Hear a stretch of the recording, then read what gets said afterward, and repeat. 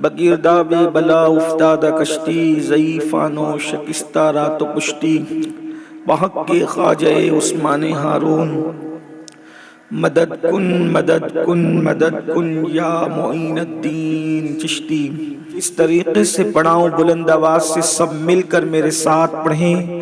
الصلاۃ والسلام علیک یا رسول اللہ، الصلاۃ والسلام علیک یا رسول اللہ، الصلاۃ والسلام علیک یا نبی اللہ، الصلاۃ والسلام علیک یا نبی اللہ، الصلاۃ والسلام علیک یا حبیب اللہ، الصلاۃ والسلام علیک یا حبیب اللہ، وعلی آلک واصحابک یا نور اللہ، وعلی آلک وصحبک یا نور اللہ، صلی اللہ تعالی علیہ وسلم۔ صلی اللہ تعالی علیہ وسلم۔ تیرا ذرہ مہ کامل ہے یا غوث، تیرا سبحان اللہ، مہ کامل ہے یا غوث، تیرا قطرہ یم سائل ہے یا غوث، طلب کا منہ تو طلب کا منہ تو کس قابل ہے یا غوث، طلب کا منہ تو کس قابل ہے یا غوث، مگر تیرا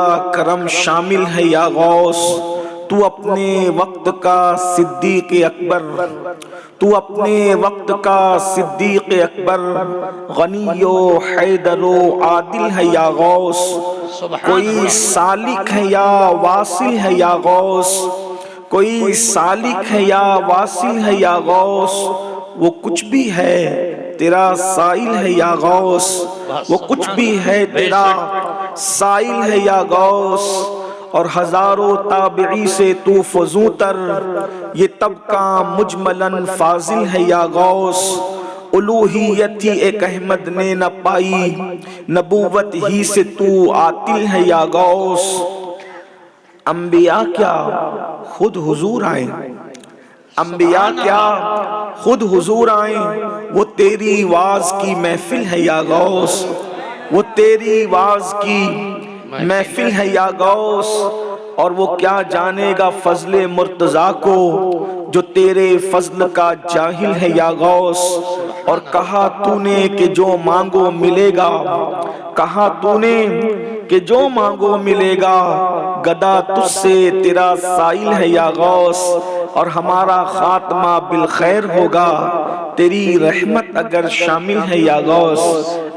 میں بیان شروع کرنے سے پہلے آپ کی ذہن سازی کے لیے بات کہوں کہ اللہ کے رسول صلی اللہ علیہ وآلہ وسلم نے حضرت اسامہ ابن زید بن حارثہ، ان کو ایک لشکر کا امیر بنا کر کے روم پر حملہ کرنے کے لیے بھیجا، اور وہ لوگ ابھی مدینہ شریف کے باہر ہی گئے تھے کہ حضور کا وصال ہو گیا۔ وہ لوگ واپس آ گئے، پھر حضور علیہ السلام کو غسل دیا گیا، کفن شریف اور سارے جو معاملات تھے وہ ادا کیے گئے۔ پھر صدیق اکبر صحابہ کے اتفاق رائے سے اور اجماع سے رسول اللہ کے جانشین ہوئے اور خلیفہ اول ہوئے۔ تو صدیق اکبر نے یہ فیصلہ کیا کہ جس لشکر کو اللہ کے رسول نے بھیجا، روانہ کیا، وہ واپس آ گیا، تو جس کو حضور بھیجیں وہ واپس نہیں آ سکتا، جس کو اللہ کے رسول آگے بڑھا دیں وہ واپس نہیں آ سکتا۔ دشمن یہ سمجھ بیٹھا کہ اب رسول اللہ پردہ فرما گئے، اب مسلمانوں کی ہمت ٹوٹ گئی، اب یہ لشکر واپس آنے والا نہیں ہے۔ صدیق اکبر نے کہا واپس جاؤ، حضور دوسرے سے تشریف لے گئے، اللہ کا وعدہ پورا ہو گیا، اب تمہیں واپس جانا ہے، جاؤ لشکر لے کے جاؤ۔ بڑی تفصیل ہے اس میں، لیکن جو حضرت اسامہ تھے، حضرت زید بن حارثہ کے بیٹے، وہ صدیق اکبر کے پوتوں کی عمر کے تھے۔ حضرت اسامہ صدیق اکبر کے بیٹوں کی بھی نہیں بلکہ پوتوں کی عمر کے تھے۔ تو صدیق اکبر نے ان کو گھوڑے پہ بٹھایا اور ان کی لگام پکڑ کر صدیق اکبر چلنے لگے۔ تو حضرت اسامہ بار بار کہتے اب تو آپ مومنوں کے امیر ہو، مسلمانوں کے خلیفہ ہو، یا مجھے نیچے اتر کر چلنے دو یا آپ گھوڑے پر بیٹھو۔ تو صدیق اکبر نے کیا کہا؟ اسامہ تم اللہ کی راہ میں جا رہے ہو اتنے بڑے کام کے لیے، میرا دل تو چاہتا ہے کہ میں بھی تمہارے ساتھ جاؤں، لیکن چونکہ اب خلیفہ بن گیا ہوں تو میرے پیروں میں زنجیر ہے کہ مجھے مدینے میں رہنا پڑے گا، تو چونکہ تم دین کے کام کے لیے جا رہے ہو تو میں تمہارے گھوڑے کے ساتھ اس لیے چل رہا ہوں کہ اگر تمہارے گھوڑے کی ٹاپ سے جو دھول اڑ کر کے لگے گی دین کی راہ میں جانے والے کی، وہ میرے لیے نجات کا سبب بن جائے۔ سبحان اللہ، سبحان اللہ۔ آپ اندازہ کریں کہ میں تو دین کی راہ میں جہاں تم جا رہے ہو جا نہیں سکتا، مگر کم سے کم جانے والے کے ساتھ چند قدم چل کے میں بھی جانے والوں کے ثواب میں شریک ہونا چاہتا ہوں۔ سبحان اللہ۔ یہ اپنے بزرگوں کی فکر تھی۔ تو اس لیے اگر ہم دین کا، سنیت کا، مسلک کا کام اپنی کسی مصروفیت کی وجہ سے نہیں کر سکتے تو جو طبقہ کر رہا ہے ان لوگوں کے ساتھ چند قدم چل ہی لیں، اس نیت کے ساتھ کہ جب ان کے ساتھ چلنے والوں کی فہرست بنے گی تو کہیں نہ کہیں اپنا نام بھی آ جائے گا۔ سپورٹ کریں تاکہ جب دین کا کام کرنے والوں کی فہرست بنے گی تو کہیں کہیں اپنا نام بھی آ جائے گا۔ تو اللہ سے دعا کرتا ہوں کہ جو بھی عاشق رسول دنیا کے جس بھی کونے میں دین کا، سنیت کا، مسلک کا کام کر رہا ہے، اللہ سب کو آباد رکھے، سب کو سلامت رکھے۔ تنظیم کوئی ہو، تحریک کوئی ہو، ادارہ کوئی ہو، سمبول کوئی ہو، لیکن سلسلہ کوئی ہو، برادری کوئی ہو، علاقہ کوئی ہو، بس کام میرے نبی کا ہو رہا ہے، ہم سب ان کے ساتھ کھڑے ہیں، اور انشاءاللہ قیامت کے دن بھی ہم سب رسول اللہ کے جھنڈے کے نیچے ایک ساتھ کھڑے ہوں گے۔ اللہ کرے وہ دن آئے صبا وہ چلے کہ باغ پھلے، وہ پھول کھلے کہ دن ہو بھلے، لوا کے تلے ثنا میں کھلے، رضا کی زباں تمہارے لیے۔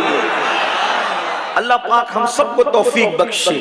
تو آج کی یہ محفل سرکار غوثیت مآب کی محفل ہے، اور میں نے قرآن مقدس کی اس عظیم آیہ کریمہ کی تلاوت کی ہے جس میں اللہ تبارک و تعالی نے امت محمدیہ کے منصب کو اجاگر کیا ہے، اور اللہ پاک ارشاد فرماتا ہے کنتم خیر امہ، تم بہترین امت ہو جو لوگوں میں ظاہر کی گئی ہو، اخرجت للناس، تم بہترین امت ہو جو لوگوں میں ظاہر کی گئی ہو۔ بہترین اور خیر امت کا خطاب اللہ نے کسی امت کو عطا نہیں فرمایا، یہ صرف امت محمدیہ کی شان ہے۔ بالکل آپ اس کو محسوس کریں کہ حضور کے امتی ہونے کی برکت کیا ہے۔ اللہ تعالیٰ نے بہت بڑی بڑی نعمتیں اپنے خزانے میں چھپا رکھی تھی، کیوں؟ محبوب کی امت آئے گی تو اس کو عطا کریں گے۔ یہ جو چھپانے والی بات ہے اس لیے کر رہا ہوں، ملانے کے لیے نہیں، صرف سمجھانے کے لیے۔ جب ماں کوئی چیز تقسیم کرتی ہے بچوں میں تو جو سب سے چہیتا اور پیارا ہوتا ہے وہ موجود نہیں ہوتا، تو ماں اس کو اپنی بغل میں، اپنی آستین میں، اپنے دوپٹے میں، اپنے دامن میں چھپا کے رکھتی ہے کہ ابھی وہ آیا نہیں، جب وہ آئے گا تو اچھا، سب سے اچھا، سب سے پیارے کو دے دوں گی۔ بلا تمثیل اللہ ہر بندے سے محبت کرتا ہے، لیکن امت محمدیہ سے سب سے زیادہ پیار اس لیے ہے کہ وہ میرے محبوب کی امت ہے، اس لیے سورہ فاتحہ کو چھپا کے رکھا، کسی امت کو نہیں دیا، یہ صرف امت محمدیہ کو عطا فرمایا۔ بسم اللہ شریف کو چھپا کے رکھا، کسی امت کو نہیں دیا، یہ پوری بسم اللہ الرحمن الرحیم صرف امت محمدیہ کو عطا فرمایا۔ رکوع جیسی عظیم نعمت چھپا کر رکھی تاکہ یہ امت محمدیہ کو عطا کریں گے۔ رمضان المبارک جیسی نعمت چھپا کر رکھی، کسی امت کو نہیں دی، امت محمدیہ کو عطا کریں گے۔ اذان جیسی عظیم نعمت چھپا کر رکھی، کسی امت کو نہیں دیں گے، امت محمدیہ کو عطا کریں گے۔ کیوں؟ اس لیے کہ یار جو پیارا ہے تو یار کے پیچھے چلنے والی ساری امت سے پیار ہو گیا ہے۔ نعرہ تکبیر، نعرہ رسالت، جشن غوث اعظم۔ تو خیر امت کا لقب صرف امت محمدیہ کو عطا کیا گیا، کیوں؟ تَأْمُرُونَ بِالْمَعْرُوفِ وَتَنْهَوْنَ عَنِ الْمُنْكَرِ، تم اس لیے بہترین ہو کہ کیونکہ تم نیکی کا حکم دیتے ہو اور برائی سے روکتے ہو، اور تؤمنون باللہ، اور اللہ پر ایمان لاتے ہو، اس لیے اللہ نے تمہیں خیر امت کا لقب عطا فرمایا۔ اور جو کام انبیاء کرام کرتے رہے پچھلے ادوار میں، اللہ نے نبی آخر الزمان کے صدقے، خاتم النبیین کے صدقے، سید العالمین کے صدقے، وہ ذمہ داریاں جو نبیوں کو دی جاتی تھی خاتم النبیین کی وجہ سے، یہ امت محمدیہ کو تأمرون بالمعروف وتنہون عن المنکر، یعنی نیکی کا حکم دینا اور برائی سے منع کرنا، یہ ذمہ داری اللہ نے محبوب کی امت کے لوگوں کو عطا فرمائی تاکہ تم نیکیوں کا حکم دو، برائی سے روکو۔ اور یہ اتنی بڑی ذمہ داری ہے، انسان غار میں بیٹھ کر اگر 70 سال تک عبادت کرے، وہ عبادت اپنی جگہ الگ ہے، اور ایک لمحہ کوئی نیکی کی دعوت دے، یہ لمحہ اس 70 سال کی عبادت پر بھاری ہو جاتا ہے، اس لیے کہ غار میں بیٹھے ہوئے عبادت کرنے والا اکیلا جنت میں جائے گا، لیکن نیکی کی دعوت دینے والا پوری قوم کو جنت میں لے کر کے جائے گا۔ اس لیے اس کی اہمیت بڑھ گئی ہے میرے آقا علیہ السلام کے دیوانوں، اللہ اکبر۔ تو جب دنیا کے اندر ظلم بڑھا، جبر بڑھا، گناہ بڑھے، فسق و فجور بڑھا، کفر نے اپنے پیروں کو پسارنے کی کوشش کی، شیطان نے اغوا کرنے کی کوشش کی، شیطان نے گمراہ کرنے کی کوشش کی، تو میرے اللہ نے ہر دور میں کسی نہ کسی اپنے جلیل القدر بندوں کو جو ہے وہ ظاہر فرمایا۔ اور جس وقت اللہ اکبر 5ویں صدی ہجری کا دور تھا، اس دور میں فسق و فجور عام تھے، عیسائیت نے مکمل طور پر اسلامی معاشرے کو جکڑنے کی کوشش کی، عیسائیوں نے اللہ اکبر اسلام کو مٹانے کی ٹھانی۔ اس وقت اللہ نے سیدنا شیخ عبدالقادر جیلانی سرکار غوث اعظم کو مصطفیٰ جان رحمت کے تنے بے سایہ کے سایہ کی شکل میں دنیا میں جلوگر فرمایا۔ سرکار غوث پاک کیا ہے، کون ہے، سنیوں کا بچہ جانتا ہے، لیکن صرف آج میرا عنوان ایک غوث پاک کی ایک خصوصیت پر آج میں بیان کرنا چاہتا ہوں۔ غوث اعظم اپنے وقت کے نہیں بلکہ ہر دور کے، اپنے دور سے لے کر اب قیامت تک دنیا کا سب سے بڑا اگر کوئی خطیب ہے، کوئی وائز ہے، تو اس کو دنیا شیخ عبدالقادر جیلانی کہتی ہے۔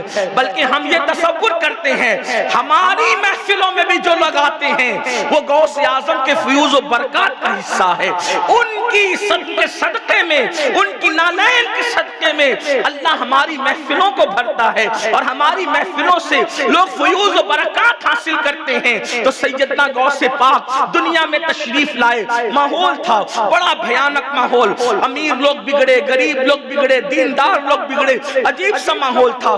سرکار غوث پاک سادات گھرانے میں، حسنی حسینی گھرانے میں پیدا ہوتے ہیں، ماں حسینی سیدہ تھی، بابا حسنی سید تھے، اور حسنی حسینی پھول جب کھلتا ہے اللہ اکبر گلستان فاطمہ کے اندر، تو اس کو شیخ عبدالقادر جیلانی کہتے ہیں۔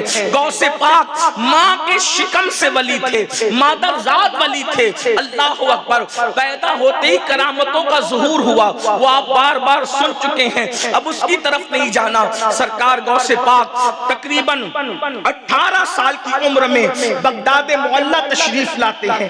اللہ کا انتظام دیکھو، اللہ کی شان دیکھو، جتنے مضبوط لوگ بغداد میں تھے، زیادہ تر لوگ غوث پاک کی آمد سے پہلے بغداد سے رخصت ہوئے۔ وجہ اس لیے کہ ایک وقت میں ایک ہی سورج چمک سکتا ہے۔ خود سیدنا امام غزالی رضی اللہ تعالیٰ عنہ، امام غزالی 500 کتابوں کا مصنف، امام غزالی اپنے دور کے سید الصوفیہ، امام غزالی اپنے وقت کے عالم ربانی، آپ آج بھی مکاشفۃ القلوب، احیاء العلوم، کیمیاء سعادت، خطبات غزالی، یہ سب سرکار میں حضرت امام غزالی کی کتاب اٹھا کر پڑھیں تو آج بھی وہ دلوں کو ٹچ کرتی ہے۔ انتہائی اس کے اندر جذبات ہیں، عشق ہے، محبت ہے، پیار ہے، اس کو پڑھنے کے بعد انسان سنور جاتا ہے۔ بعض بزرگوں نے کہا اگر کسی کو کامل پیر نہیں ملتا، وہ کیمیائے عادت کو اپنا مرشد بنا لے، انشاءاللہ وہ منزلوں کو طے کرنے لگے گا۔ ایسی ایسی کتابیں لکھی، لیکن غوث پاک آنے والے تھے، امام غزالی بغداد چھوڑ کر کے رخصت ہو۔ اندازہ فرمائیں، یعنی کہ یہ سسٹم دیکھیں آپ، انداز دیکھیں۔ امام غزالی کون؟ چونکہ عنوان غوث پاک ہے، مگر آپ امام غزالی کو صرف اتنا محسوس کر لیں، 4 سال کی عمر امام غزالی کی، 4 سال کی۔ استاد نے پوچھا غزالی تجھے دنیا غزالی کہہ کے پکارتی ہے، اپنا نام تو بتا۔ نام نہیں بتایا۔ عمر کتنی؟ صرف 4 سال، نام نہیں بتایا۔ استاد نے کہا غزالی تمہارا نام، پھر چپ رہے۔ پھر کہا غزالی اپنا نام بتاؤ، چپ رہے۔ استاد ناراض ہو کے ڈانٹتے، سزا دیتے، تنبیہ کرتے ہیں۔ تھوڑی دیر کے بعد ہٹے، استاد کی توجہ کسی طرف بٹی، ہٹے، وضو کر کے آئے۔ استاد میرا نام محمد ہے، میرے ابا کا نام بھی محمد ہے، اور میرے دادا کا نام بھی محمد ہے، اس طرح میں محمد ابن محمد ابن محمد ہوں۔ استاد نے مسکرا کر پیشانی چومی، کہا میرے لاڈلے پہلے کیوں نہیں بتایا، ڈانٹ کیوں سنی؟ تو عرض کرتے ہیں استاد میری امی نے مجھے بتایا تھا کہ بیٹا تیرا نام محمد نبی رحمت کے نام پہ رکھا گیا ہے، اور نام محمد عاشق لوگ بے وضو نہیں لیا کرتے۔ تو میری ماں کی تربیت ہے کہ میں نے نام محمد اب تک کبھی بے وضو نہیں لیا۔ جب آپ نے میرا نام پوچھا میں وضو سے نہیں تھا، اس لیے میں نے نام محمد لینا گوارا نہیں کیا۔ اب چونکہ میں وضو کر چکا ہوں اس لیے میں نے نام محمد لیا ہے۔ یہ امام غزالی ہے، یہ امام یا رسول، یہ امام غزالی۔ ایسے بڑے بڑے بزرگ غوث پاک کی آمد سے پہلے بغداد چھوڑ کر رخصت ہوئے۔ کچھ بزرگ رہے بھی، لیکن وہ رہے بھی تو سرکار غوث اعظم کی ان لوگوں نے تربیت کی تھی۔ سرکار غوث اعظم کو ان لوگوں نے پڑھایا۔ 18 سال کی عمر میں غوث پاک تشریف لائے بغداد شریف۔ اس کے بعد آپ عالم بنے، فقیہ بنے۔ سرکار غوث پاک اس مفتی کا نام ہے جس نے چاروں مسلک پر فتویٰ دیا ہے۔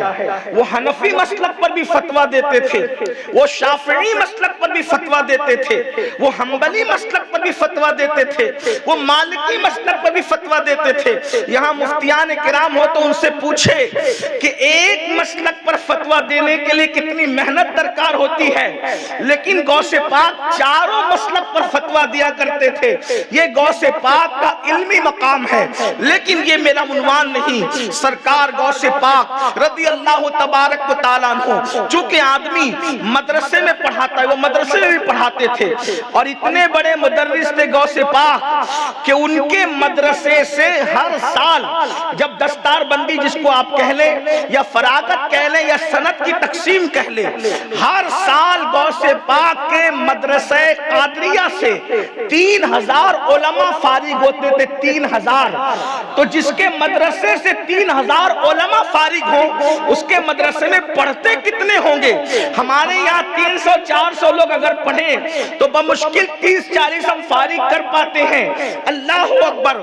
تو جہاں سے ہر سال 3000 علماء فارغ ہوں تو پڑھنے والوں کی تعداد کتنی ہوگی؟ اور یہ بات بھی آپ کو بتا دوں، جتنے وہ طلبہ ہوتے تھے ان سب کے اخراجات سرکار غوث اعظم اپنی جیب خاص سے کیا کرتے تھے، اور ان سب کو کھلانے پلانے کی ذمہ داری حضور غوث اعظم کی تھی۔ اس کا مطلب یہ نہیں کہ آج ہی لوگ 11ویں کے نام پہ کھا رہے ہیں، آج تو کھا ہی رہے ہیں، غوث پاک تو شروع سے کھلا رہے ہیں۔ 3000 علماء اگر فارغ ہوتے ہوں پڑھتے کتنے ہوں گے؟ اور پھر ان فارغین میں کیسے کیسے لوگ ہیں، اللہ اکبر! جلال الدین رومی کے دادا استاد، شمس تبریز کے استاد، اندازہ کریں یہ وہ لوگ ہیں جنہوں نے دنیا میں انقلاب پیدا کیا ہے۔ اللہ اکبر! امام یافعی کے دادا استاد، ایسے ایسے بڑے بڑے بزرگ اس مدرسے سے فارغ ہوئے۔ اللہ اکبر! اسی مکتبہ عشق عشق کا ایک بطل جلیل جس نے صلاح الدین ایوبی کے نام سے دنیا میں شہرت پائی، بیت المقدس کو آزاد کرانے والا، میرے غوث کے دسترخوان کے ٹکڑوں کو چننے والا تھا۔ نور الدین زنگی صلاح الدین ایوبی کو جن لوگوں نے جذبات سے بھرپور کیا تھا وہ سارے مشیر غوث اعظم کے شاگرد ہیں یا مرید ہیں یا مرید کے مرید ہیں۔ ایک انقلاب تھا، آپ نے علمی دریا بہائے، لیکن چونکہ آدمی جب بخاری پڑھائے، مسلم پڑھائے، ترمذی پڑھائے، ابن ماجہ پڑھائے یا کوئی کتاب پڑھائے، منطق پڑھائے، فلسفہ پڑھائے، علم کلام پڑھائے، الہیات کا درس دے، کچھ بھی پڑھائے، وہ پبلک اس سے مستفیض نہیں ہو پاتی۔ پبلک کے لیے بہترین ذریعہ اصلاح کا واعظ و نصیحت اور تقریر ہے، خطاب ہے۔ اس لیے ہر نبی نے خطاب کیا ہے۔ خطاب ایسا ہے جن کو کتاب نہیں سمجھتی ان کو بھی خطاب سمجھتا ہے، اس لیے خطاب کی بڑی اہمیت ہے۔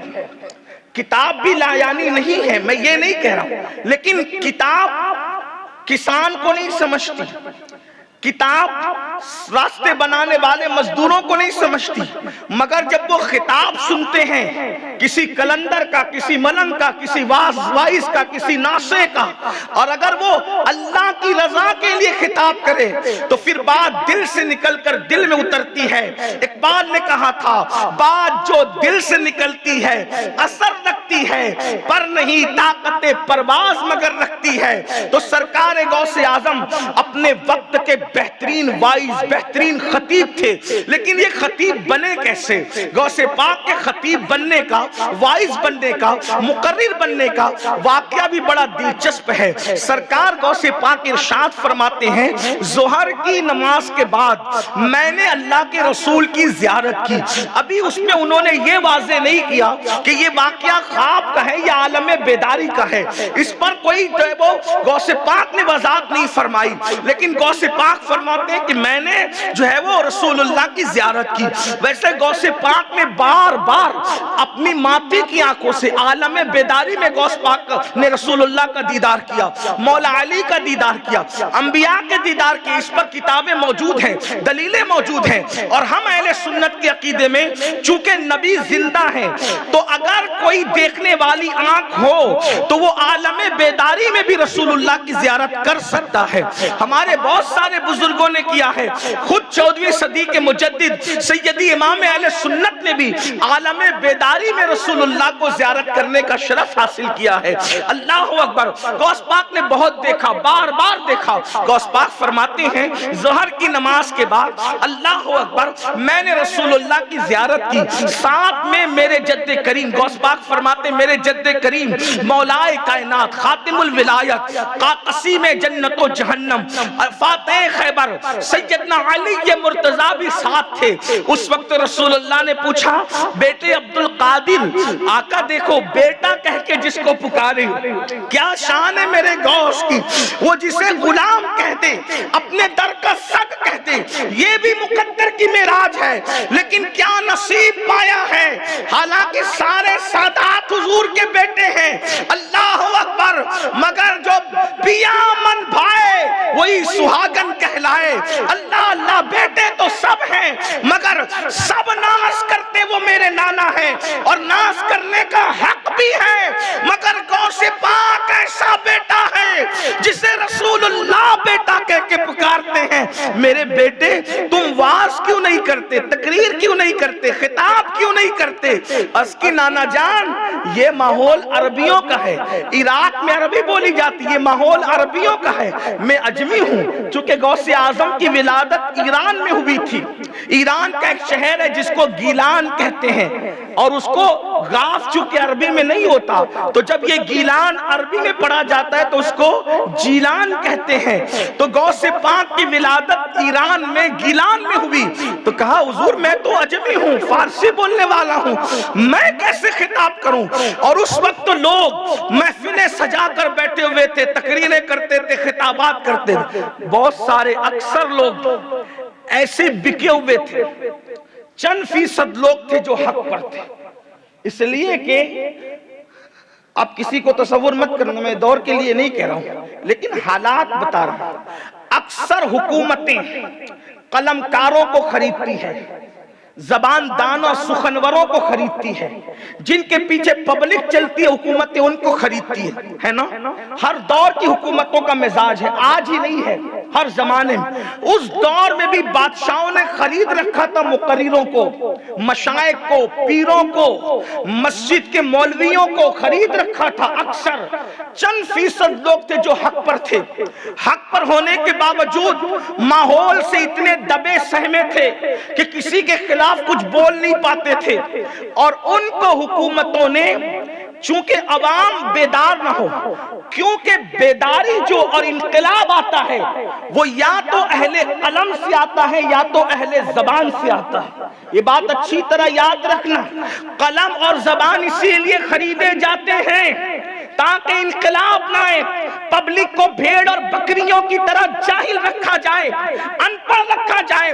اس دور کے بادشاہوں نے قوم کو سلانے کے لیے اس دور کے خطیب اور قلمکار اہل تصنیف کو، اور پھر بظاہر میں اہل تصوف کہلانے والوں کو بھی، سب کی بات نہیں کر رہا ہوں، ہر دور میں کچھ لوگ بکنے سے بچتے ہیں۔ بعض اتنے مضبوط ہوتے ہیں جن کو زمانہ کبھی خرید نہیں پاتا، اور بعض اتنے سستے ہوتے ہیں کہ وہ بکتے ہی رہتے ہیں۔ اور ایک بات یاد رکھنا، جو ایک بار بکتا ہے وہ بار بار بکتا ہے، اور جو ایک بار نہیں بکتا پھر وہ کبھی نہیں بکتا۔ جو نہیں بکتا وہ محمد الرسول اللہ کی چوکھٹ پر بکا ہوا ہوتا ہے، اس لیے وہ کہیں نہیں بکتا۔ کہنے والے نے کہا تھا کہ یا رسول اللہ تم نے خرید کر مجھے انمول کر دیا۔ حضور جسے خرید لیتے ہیں پھر اس کو دور خرید نہیں پاتا۔ نہیں دیکھا یزید نے خریدنے کے کتنے جتن کیے، مگر امام حسین کو اور اس دور کے سچے لوگوں کو یزید خرید نہ سکا۔ امام علی مقام کس طرح ڈٹ کر رہے، ان کی رگوں میں حسینی خون تھا، ان کی رگوں میں حسنی خون تھا۔ اللہ اکبر۔ تو اس دور کے بہت سارے لوگ خانقاہی، درسگاہی، قلمکار، تقریر کرنے والے بکے ہوئے تھے، تو وہ پبلک کو الجھائے رہتے تھے، یعنی ایسی باتوں میں الجھاتے تھے۔ کیا ایک سوئی کے ناکے سے کتنے فرشتے اللہ گزار سکتا ہے؟ یعنی جھنجھنا دے دیا، جاؤ لڑتے رہو، کالا رنگ افضل ہے یا ہرا رنگ افضل ہے، یہ جھنجھنا دے دیا، لڑتے، فروعی مسائل میں الجھائے رکھا تاکہ پبلک کا مزاج اصل و عنوان کی طرف نہ ہو، اصل مسائل کی طرف نہ ہو۔ یہ بکے ہوئے لوگوں کا مزاج تھا۔ آج بھی کہیں نہ کہیں اس کی جھلکیاں آپ دیکھ سکتے ہیں۔ قوم کو سلاؤ، قوم کو الجھاؤ، قوم کو لا یعنی بحثوں میں مبتلا کر دو تاکہ یہ قوم اصل مسائل کا ادراک نہ کر سکے۔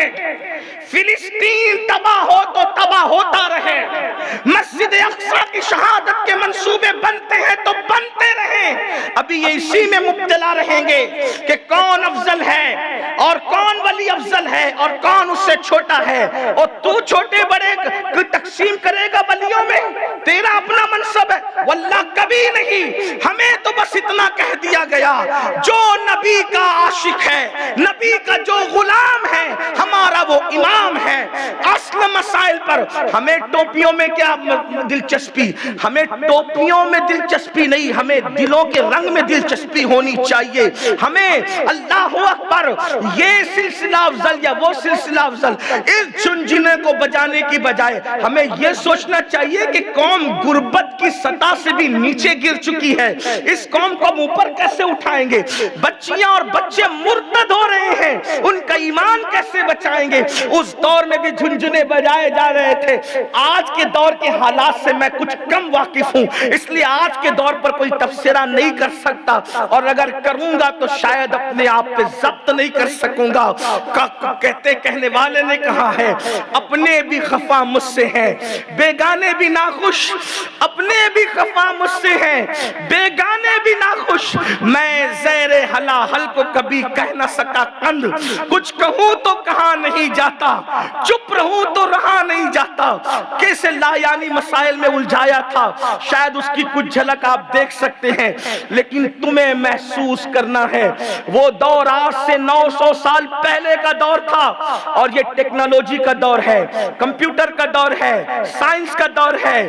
چاند پر لوگ اللہ اکبر جانے کے منصوبے بنا رہے ہیں، چاند پر لوگ پانی تلاش کر رہے ہیں۔ مسلمانوں اگر ہم اسی میں الجھے رہیں گے کہ تیرا باپ بڑا کہ میرا باپ بڑا، تو ایجوکیشن پر کب منصوبہ بناؤ گے، ایجوکیشن پر کب پلان بناؤ گے، غربت کے خاتمے کے لیے کب کوششیں کرو گے، ہاسپٹل اپنے خود کے بنانے کے لیے کب کوششیں کرو گے؟ حیرت ہے، تمہارے بچے پیدا ہوتے ہیں تو مشرکین پر پہلی نظر پڑتی ہے، اور جب تمہارے بڈھے مرتے ہیں تو مشرک ڈاکٹروں کو دیکھتے دیکھتے مرتے ہیں۔ کبھی اس کا خیال کیا، کبھی اس کی فکر تمہیں ہوئی؟ کیونکہ تمہارے پاس خود کے ہاسپٹل نہیں ہے۔ اگر تمہارے پاس خود کے ہاسپٹل ہوتے تو تمہارا بچہ مومن ڈاکٹر کو شکل پہلے دیکھتا، اور تمہارا بڈھا دنیا سے جاتے جاتے کسی مومن ہی کو دیکھتے دیکھتے دنیا سے جاتا۔ لیکن افسوس ہے ہمیں اس کی فکر کب ہے، ہم تو اور کسی چیز میں لگے ہیں۔ اب بھی یہ مسئلہ لوگ چھیڑ رہے ہیں کہ نبی کو علم تھا کہ نہیں تھا، غیب کی خبر تھی کہ نہیں۔ آپ بتائیے، جنجنے دیے جا رہے ہیں۔ میں کہتا ہوں ارے نادان، جب تیرا داماد ان پڑھ تو گوارا نہیں کرتا تو خدا اپنا محبوب ان پڑھ کیسے گوارا کر سکتا؟ جب تو داماد ڈھونڈنے نکلتا ہے تو ڈگری دیکھتا ہے۔ سوچ تو صحیح، جس کو تو نے داماد بنایا ہے ڈگریوں کے بغیر نہیں بنایا، تو خدا نے جس کو اپنا محبوب بنایا ہوگا وہ کتنی ڈگریوں والا ہوگا۔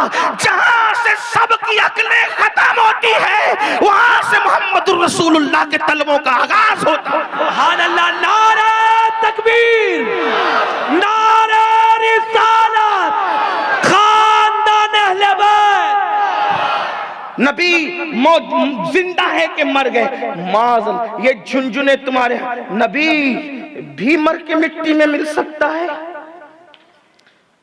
نبی بھی مر کے مٹی میں مل سکتا ہے۔ حیرت ہے، اور تم ہوٹلوں پر بیٹھ کر اسی پہ بحث کر رہے۔ ارے یہ کیا باتیں ہیں؟ جب ایک دانہ ایک کسان زمین میں ڈالتا ہے تو دانے دو قسم کے ہوتے ہیں، ایک کو مٹی کھا جاتی ختم ہو جاتا ہے، ایک کو مٹی نہیں کھا پاتی اس سے پودا نکلتا ہے، اور اس سے کئی پودے۔ جو خدا دانے کی زمین میں حفاظت کر سکتا ہے، کیا وہ اپنے نبیوں کی حفاظت نہیں کر سکتا؟ کیسے بات کرتے ہیں؟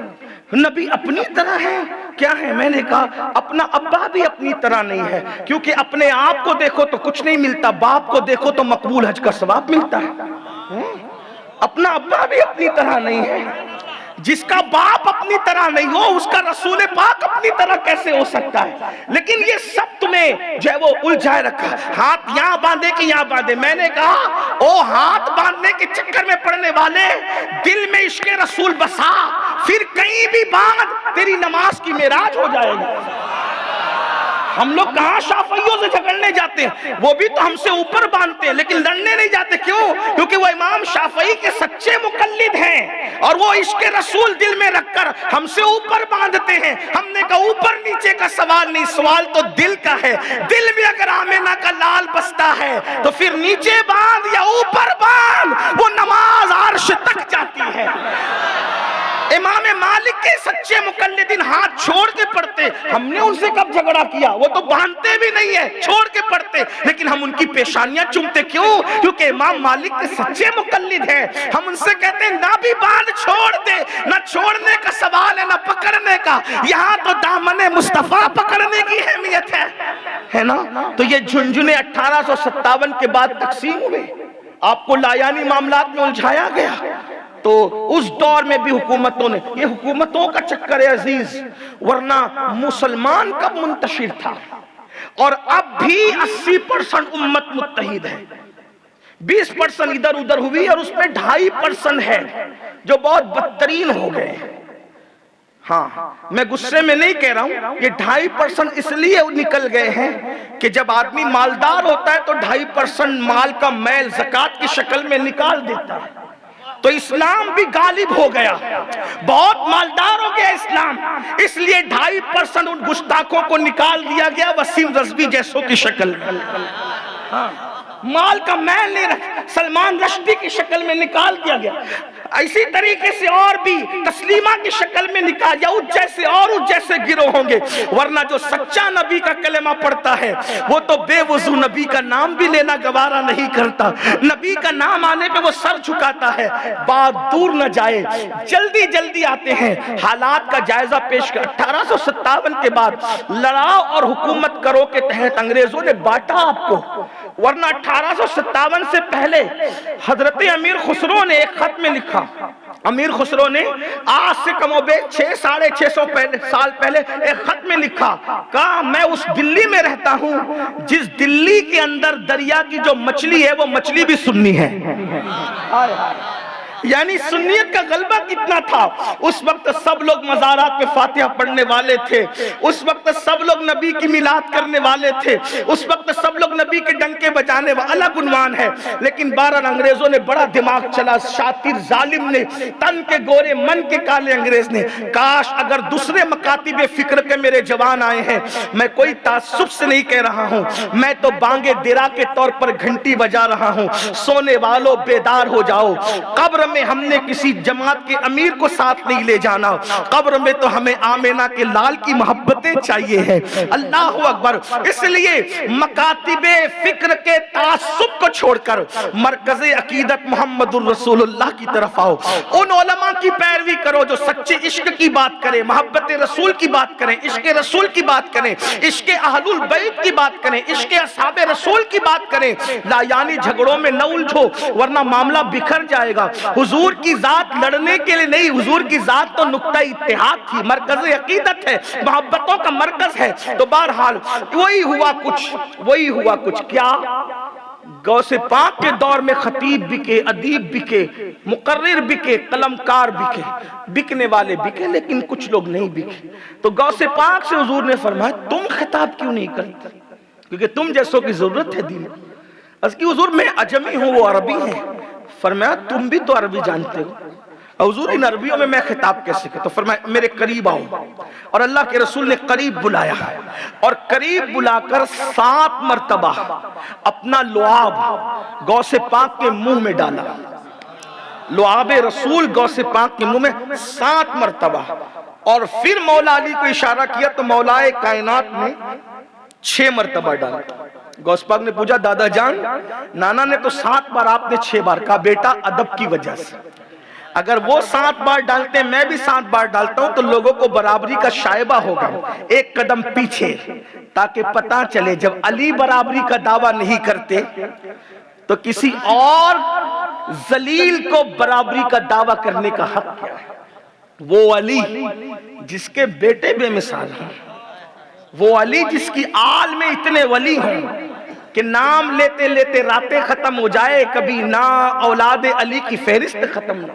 اندازہ کریں, وہ کہہ رہے ہیں کہ میں نے 6 بار اسی لیے ڈالا. بہرحال پھر غوث پاک فرماتے ہیں کہ پھر خطاب تقریر میرے اندر ایسی آتی تھی جیسے لوگوں کو الٹیاں, میں کنٹرول نہیں کر پاتا تھا, اور پھر بولنا شروع کی. غوث پاک کہتے ہیں جب میں نے شروعات میں تقریر شروع کی تو 2-3 لوگ بیٹھتے تھے میرے خطاب. توجہ کریں, یعنی غوث پاک کی شروعات جو ہوئی ہے, فرماتے 2-3 لوگ بیٹھتے تھے میرے خطاب. میں نے شروع کیا اور پھر لوگ بڑھتے گئے تو میرا مدرسہ بھر گیا. پھر وہ ممبر اٹھا کر لوگوں کی پبلک کی وجہ سے, زیادتی کی وجہ سے عیدگاہ میں ممبر لے کر گئے. وہ فرماتے 70 ہزار کا مجمع جمع ہوتا تھا, اور 400 علماء قلم دوات لے کر کے غوث پاک کا خطاب لکھتے بیٹھتے تھے. اور غوث پاک کو اللہ نے اب ان کے نانا کے معجزے کے صدقے میں یہ کرامت دی تھی کہ پہلا بندہ جو قریب بیٹھ کر جیسے سنتا تھا, آخری بندہ جو 70 ہزار کے مجمع میں ہوتا تھا وہ بھی ویسے ہی سنا کرتا تھا. مائک کی ضرورت نہیں تھی. اور پھر آپ کے خطابات تھے. اب میں ان خطابات کی تاثیر کیا عرض کروں, وقت زیادہ ہوا, میں تمہید میں بہت وقت لے گیا. ان کا ایک خطاب پڑھنا چاہتا ہوں. آج میں ان کا ایک خطاب پڑھوں گا, اسی بات پوری کروں گا. یعنی مطلب یہ ہے کہ زبان میری ہے, بات ان کی. آج آپ غوث پاک کا خطاب سنیں گے، لیکن نقل میں کر رہا ہوں، حالانکہ میری زبان واللہ نام غوث لینے کے بھی قابل نہیں، میں ان کے خطاب کو کیا بیان کر سکتا ہوں، لیکن ان کا خطاب آج مجھے پڑھنا ہے اور آپ کو سب کو غور سے سننا ہے۔ کوئی کرامت نہیں پڑھنی آج مجھے، کرامتیں بہت سنا ہے۔ ذرا دیکھو تو غوث پاک کی تعلیم کیا ہے، غوث پاک کا خطاب کیا ہے، غوث پاک کیسے خطاب کرتے ہیں۔ اس بگڑے ہوئے عیسائیت اور یہودیت کے ماحول میں، بکے ہوئے خطبہ کے ماحول میں غوث پاک کا جب خطاب ہوا، اتنی تاثیر تھی غوث پاک کے خطاب میں کہ 3-3 4-4 جنازے اٹھتے تھے، لوگوں پہ اتنا خوف طاری ہوتا تھا، لوگ بے ہوش ہو جاتے تھے، ہوش کھو دیتے تھے۔ جب غوث پاک کہتے تھے نا اب قال کو چھوڑو، یعنی ظاہر کو چھوڑو، حال کی طرف آؤ، تو لوگ اپنے کپڑے پھاڑ لیتے تھے۔ یہ سرکار غوث پاک کے خطاب میں تاثیر تھی۔ لوگ آتے تھے تو توبہ کر کے جاتے تھے، لوگ آتے تھے تو پلٹ کر جاتے تھے، لوگ آتے تھے تو تبدیل ہو کر کے جاتے تھے۔ بڑے بڑے علماء، حتیٰ کہ جنات بھی، شیخ ابو نصر عمر بغدادی کہتے ہیں کہ میں نے جنات کا عمل کیا تھا کہ جنات حاضر کروں۔ ایک دن میں نے عمل کر کے وظیفہ کر کے جنات کو بلایا تو انہوں نے آنے میں دیر کی۔ میں نے کہا آنے میں دیر کیوں کی؟ تو جنات نے کہا آپ اس وقت نہ بلایا کریں۔ کہا کیوں؟ کہا اس وقت ہم سرکار غوث اعظم کا خطاب سننے کے لیے جاتے ہیں، اس لیے آپ اس وقت نہ بلایا کریں۔ کہا کیا تم جنات بھی غوث پاک کا خطاب سنتے ہو؟ تو کہتے ہیں انسانوں سے زیادہ غوث پاک کے خطاب میں جناتوں کی تعداد ہوتی ہے۔ اللہ اکبر! یہ سرکار غوثیت ماپ کا خطاب تھا اور ان کی حوصلہ افزائی کی خاطر خود حضور بھی تشریف لاتے تھے۔ میں نے ایک مرتبہ لوگوں کا، حضور بھی آتے تھے، لوگوں نے کہا یہ کیا گستاخی ہو گئی ہے کہ حضور بھی آئیں گے ان کا خطاب سننے؟ میں نے کہا تجھے عقل ہی نہیں ہے، تجھے پتہ ہی نہیں ہے کہ گستاخی کیا ہے۔ ارے نادان، یہ جو سادات بیٹھے ہیں، یہ علماء بیٹھے ہیں، کیا یہ میرا خطاب اس لیے سننے آئے ہیں کہ میں ان کو سدھاروں گا، سدھرے ہوئے لوگوں کو سدھاروں گا، ان کے علم میں اضافہ کروں گا؟ نہیں، یہ علماء کیوں آتے ہیں؟ آدمی جب آیت پڑھتا ہے نا، میرے جیسا طالب علم، یہ علماء اندازہ لگاتے ہیں کہ آج سید کا عنوان کیا ہوگا، وہ جان لیتے ہیں پورا سب، وہ تانے بانے ان کی نظر میں ہوتے ہیں، منطق و فلسفے ان کی نظر۔ پھر یہ کیوں آتے ہیں؟ وہ اس لیے آتے ہیں تاکہ امین القادری جیسے کم علم کی تائید کر دے کہ ہم اس کی تائید کر رہے ہیں بلا تمثیل، یہ میری کوئی اوقات نہیں، یہ ہماری تائید اور حوصلہ افزائی کے لیے آتے ہیں، کیونکہ ہم ہیں چھوٹے اور غوث پاک تھے بہت بڑے، تو ان کے خطاب کی تائید کو سند عطا کرنے کے لیے محمد الرسول اللہ تشریف لایا کرتے تھے، موسیٰ علیہ السلام تشریف لایا کرتے تھے۔ میرے امام کہتے ہیں انبیاء کیا خود حضور آئے، انبیاء کیا خود حضور آئے، وہ تیری واز کی محفل ہے یا غوث، آپ کی واز کی محفل ہے۔ اور اللہ اکبر، مولا علی تشریف لاتے ہیں، خضر علیہ السلام تشریف لاتے ہیں، کیا وہ محفل رہی ہوگی؟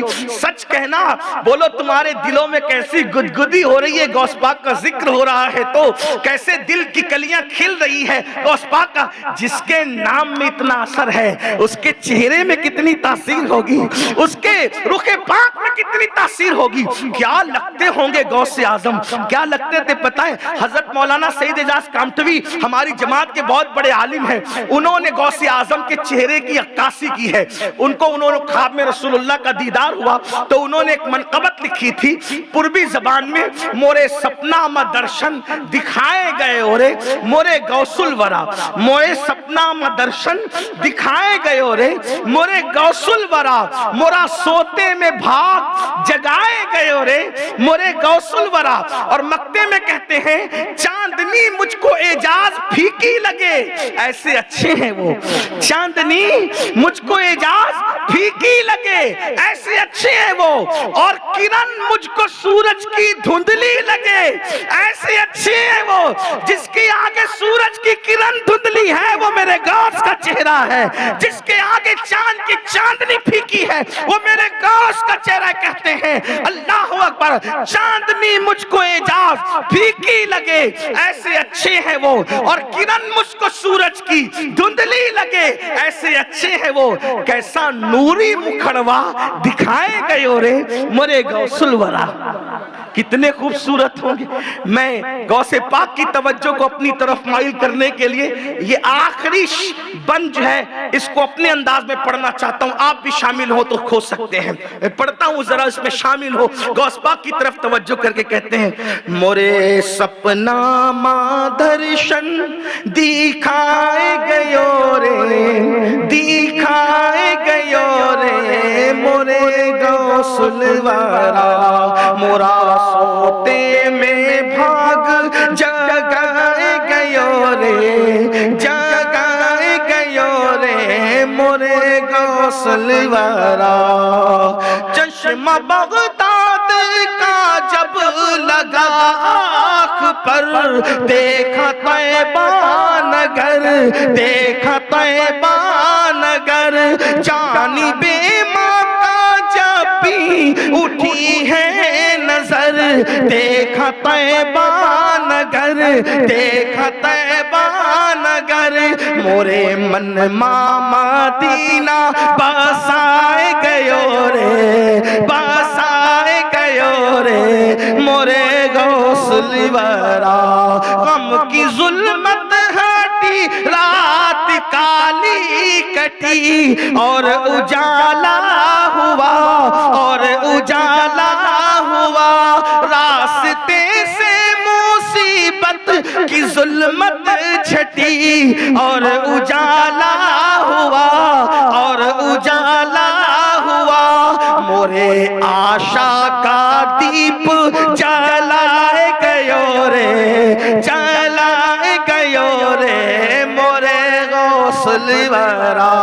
मक्ता कहते हैं, चांदनी मुझको एजाज फीकी लगे, ऐसे अच्छे है वो, ऐसे अच्छे है वो, और किरण मुझको सूरज की धुंधली लगे, ऐसे अच्छे है वो, ऐसे अच्छे है वो, कैसा नूरी मोखड़वा दिखाए गयो रे, दिखाए गयो रे, मोरे गौसुल वारा। कितने खूबसूरत लगते होंगे, हसनी रंग है, हुसैनी रंग है। और महफिल में जब आप कुर्सी पर बैठते थे खिताब करने के लिए तो पूरा मजमा आपके लिए खड़ा हो जाता था, और जब खिताब करते थे तो लोग दाएं बाएं देखने की हिम्मत नहीं करते थे। ऐसा लगता था जब वो चुप होते थे तो लोग अपनी सांसों की आवाज गिन सके, इतना सन्नाटा होता था। और जब खिताब शुरू करते थे कहते थे अल्हम्दुलिल्लाह, फिर चुप हो जाते, फिर दोबारा कहते थे अल्हम्दुलिल्लाह। लोग कहते थे दो बार क्यों कहते? कब? पहली बार इसलिए कहता हूं कि पूरी दुनिया के सारे वली मेरी आवाज सुनकर सब काम छोड़कर अब्दुल कादिर जिलानी सरकार का खिताब शुरू हो गया। पूरी दुनिया के औलिया, मैं कहता हूं लोग आज फख्र करते कि मुझे इंटरनेट पे पूरी दुनिया देखती है। मैंने कहा इंटरनेट पर देखती है ना, मेरे मुर्शिद को तो बगैर इंटरनेट पर सारे दुनिया के वली सुना करते थे। हाँ, ये और बात है कि तू इंटरनेट पर ईमान लाया, हम अल्लाह के वलियों पर ईमान लाए, हम अल्लाह की कुदरत पर ईमान लाए। तो बहरहाल आपके खिताब में बड़ी तासीर, लोग बदलते थे, तौबा करते थे। सलाउद्दीन अय्यूबी का घराना कैसे ईमान लाए? ये लोग मुसलमान नहीं थे, गौस पाक की बरकत से इनको ईमान की दौलत नसीब हुई, बड़े बड़े लोग ईमान लाए। तो गौस पाक खिताब करते थे, आपके खिताब में तरीका ये था कि जब गौसे पाक आते थे, हमारे नहीं उन्वान तय होता है, जैसे आज ही हमारे हाजी फारूक साहब ने ये महफिल रखी तो हाफिज अकरम साहब ने उसको छपवा दिया, जश्न गौसे आजम। मतलब मुकर्रिर को पता है उसको बोलना क्या है। कल ऊना में थे रहमत आलम कॉन्फ्रेंस, पीर बापू ने पहले ही बता दिया रहमतुल्लिल आलमीन पे, ऐसे हर जगह होता है। फिर भी हम लोग वैसा बोल नहीं पाते जैसा बोलना चाहिए, है ना। गौस पाक का हाल ये नहीं था। आप कारियों कहते थे कुरान पढ़, उसकी मर्जी, वो जो आयत पढ़ता था गौस पाक उसी पे खिताब करता। हाँ, अब आइए उनका खिताब अब शुरू करता हूं। असल उन्वान आज ये है, क्या खिताब था। और खिताब में करामतें बहुत सुनी, हम मुखालिफ नहीं करामतें। खिताब क्या है? सरकार गौसे पाक फरमाते हैं अगर तुम नेक बनना चाहते हो, देखो नेक दो किस्म के लोग हैं, इसी पे बात अब पूरी होगी, टाइम अच्छा खासा हो गया माशाअल्लाह, बात इस पे पूरी होगी। जल्दी जल्दी बहनों की भी सबकी तवज्जो, जो लोग इंटरनेट पर दूर दूर सुन रहे अब उनकी भी तवज्जो, क्योंकि अब मेरी बात खत्म है, अब मुर्शिद की बात है। मुर्शिद बोल रहे हैं और हम सुन रहे हैं। अगर तसव्वुर करो तो 900 साल पहले बगदाद चले जाओ तसव्वुर में, कि हम उन्हीं की महफिल में बैठे, बल्कि हमारी हर महफिल उन्हीं की है। हम तो गुलाम हैं, नौकर हैं, सगे दर हैं, बस उनकी नकल कर रहे हैं, वरना है क्या अपने पास। मुजरिम भी किसी को नसीहत करता है, हम मुजरिम लोग हैं, हम क्या नसीहत करें, ये तो बात उनकी है। गुनहगार भी किसी गुनहगार को नसीहत करता है, गुनहगार लोग हैं, असल नसीहत का तो उन लोगों को है। लेकिन नेक दो किस्म के लोग हैं, एक वो जो खुद नेक हैं अपने ज़ौम में, अपने फरेब में, अपने दिमाग में, अपने तसव्वुर में, अपने तखय्युल में, और एक वो नेक है जो अल्लाह के नजदीक नेक है। तो अपने खुद के नजदीक, मखलूक के नजदीक जो नेक हैं, लोग उनकी दुनिया में चाहे जो कर लें, लेकिन अंदर उनकी पिटाई होगी, अजाब में मुब्तला होंगे, तबाह होंगे, बर्बाद होंगे। लेकिन जो अल्लाह के नजदीक नेक बनना चाहता है, अब गौसे पाक फरमाते हैं जो नेक है उनकी 10 निशानियां हैं। गौस पाक फरमाते हैं जो अल्लाह के नजदीक नेक और मुत्तकी बनना चाहता है, रियाजत और मुजाहिदे वाला बनना चाहता है, उसकी 10 निशानी है। 10 निशानी जिसमें हो जाए वो नेक है, अल्लाह के नजदीक नेक है, रसूलुल्लाह के नजदीक नेक है। अब वो 10 निशानी क्या है? अपने ज़मीर की अदालत में आज खुद खड़े होकर के अपने दिल से फैसला करना, क्या ये मेरे अंदर मौजूद है, क्या मेरे अंदर ये मौजूद है, वाकई में नेक हूं, हाथ में तस्बीह है, बगल में मुसल्ला है, मोबाइल के अंदर कुरान है, तिलावत भी है, दाढ़ियां भी है, टोपी भी है। लेकिन गौस पाक फरमाते हैं जो सच्चे नेक लोग हैं उनकी 10 निशानी है। फरमाते हैं पहली निशानी ये है, जो सच्चा नेक होता है वो कसम नहीं खाता, वो कसम खाने से बचा करता है। उन्वान देखें, क्या उन्वान है, अल्लाह अकबर। फरमाते कसम मत खाओ, कसम खाने से बचो। ये झूठी कसम की बात नहीं हो रही है, सच्ची कसम भी मत खाओ। अपने दुनियावी मामले में कसम मत खाओ। नेक लोगों की निशानी है कि वो कसम नहीं खाते, झूठी तो कभी नहीं खाते, वो सच्ची भी नहीं खाते। दुनिया के मामले में सच्ची भी कसम। कसम का मतलब क्या है? आज तो सौदा बेचते हुए लोग कसम खाते हैं, आज तो चंद पैसों के बदले लोग कसम खाते हैं, आज तो सबसे बेचते हुए लोग कसम खाते हैं। अल्लाह फरमाता है मेरे नाम को कसमों का निशाना ना बनाओ, जो मेरे नाम की झूठी कसम खाता है मैं उसकी 7 पुश्तों पे लानत करता हूं। अपने बच्चों से मोहब्बत नहीं, सच्ची भी मत खाओ। दुनिया के हत्तल इम्कान कसम को छोड़ने की कोशिश करो, मत खाओ, क्योंकि बात बात पर कसम खाने वाला अल्लाह के रसूल फरमाते कि झूठा है। झूठे आदमी की पहचान ये है कि वो कसमें ज्यादा खाएगा। कसम मत खाओ, सच्ची भी मत खाओ। बार बार सच्ची कसम खाने से भी रोजी तंग होती है, रोजी में तंगी आती है। लोग कहते हैं रोजी तंग हो गई कसम की वजह से। सच्ची कसम भी मत खाओ, झूठी तो मुसलमान खा ही नहीं सकता, सच्ची भी कसम मत खाओ। कसम खाने से पहले नेक की पहली निशानी ढूंढो, अपने अंदर ढूंढ लो। मस्जिदें भरने पे घमंड है तुम्हें, दाढ़ियों की तलाश पे घमंड है तुम्हें, रोजाना कितनी कसमें खाते। हाँ, दीन की हक्कानियत पर जितनी चाहे कसम खा लो, क्योंकि हमारा दीन सबसे सच्चा दीन है, इसमें कोई मसला नहीं। अपने बल्कि लोगों की तो तकिया कलाम बन गए, कसम से यार आज ये नहीं करना, कसम से यार आज वो नहीं करना। ये हाल है लोगों का। कसमें मत, चेहरे की रौनकें बदल जाती, चेहरे का रंग उड़ जाता, खूबसूरतियां चली जाती। मेरी बहनों से भी कहता हूं, सास बहू के झगड़े में कसम। कुछ लोग तो ये कहते हैं कि कुरान उठा, कुरान उठा। मैं कहा कुरान अब कसम के लिए रहा? कुरान पढ़ते कितना हो और कसम के लिए कितना उठाते? कुरान कसम के लिए आया था? कुरान कसम के लिए आया था या पढ़ने के लिए आया था? कुरान कसम के लिए आया था या अमल करने के लिए आया था? पहले नेक की पहली निशानी, पहली खसलत, वो कसम नहीं खाता। दूसरी निशानी नेक की, वो झूठ नहीं बोलता। ढूंढो, तलाश। बहुत जन्नती बनने का गरूर है ना, बड़ी माजरत, बड़ा घमंड है ना जन्नत, कितना सच बोलते। مائیں بہنیں آپ ہم کتنا آج تو لوگ جھوٹ بولنے کو گناہ بھی نہیں سمجھتے. غوث پاک کا خطاب ہے میں نہیں، میں کوئی شے نہیں، میری کوئی اوقات نہیں، میری کوئی حیثیت نہیں.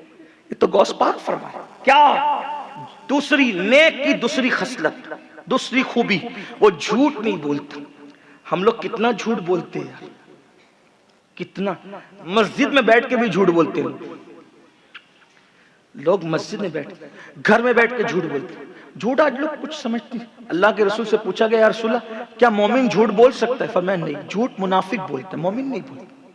جھوٹ سچائی کہاں گئی؟ آج ہمارے بچے ہم سے جھوٹ سیکھ رہے ہیں. ان کو جھوٹ سیکھنے کے لیے کہیں جانا نہیں ہے، وہ ماں باپ سے جھوٹ سیکھ رہے ہیں. ماں جھوٹ بول رہی ہے، ابا جھوٹ بول رہے ہیں، دادا جھوٹ بول رہے، دادا، سب جھوٹوں کا ماحول ہے.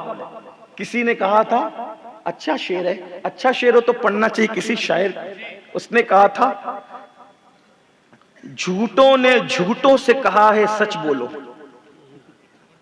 جھوٹوں نے جھوٹوں سے کہا ہے سچ بولو، سرکاری اعلان ہوا ہے سچ بولو. ایشیا میں ایک ملک ہے، بہت بڑا ملک ہے، غالباً 100 کروڑ سے زیادہ اس کی آبادی ہے. اس کا نام آپ سرچ کر لینا گوگل پہ جا کے. 100 کروڑ سے زیادہ اس کی آبادی ہے. ایشیا کا ایک ملک ہے. اس کا پرائم منسٹر دنیا میں سب سے زیادہ جھوٹ بولتا ہے.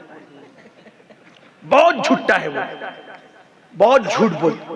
آپ ڈھونڈیے گا کون ہے وہ کہاں رہتا ہے، کس طرح رہتا ہے.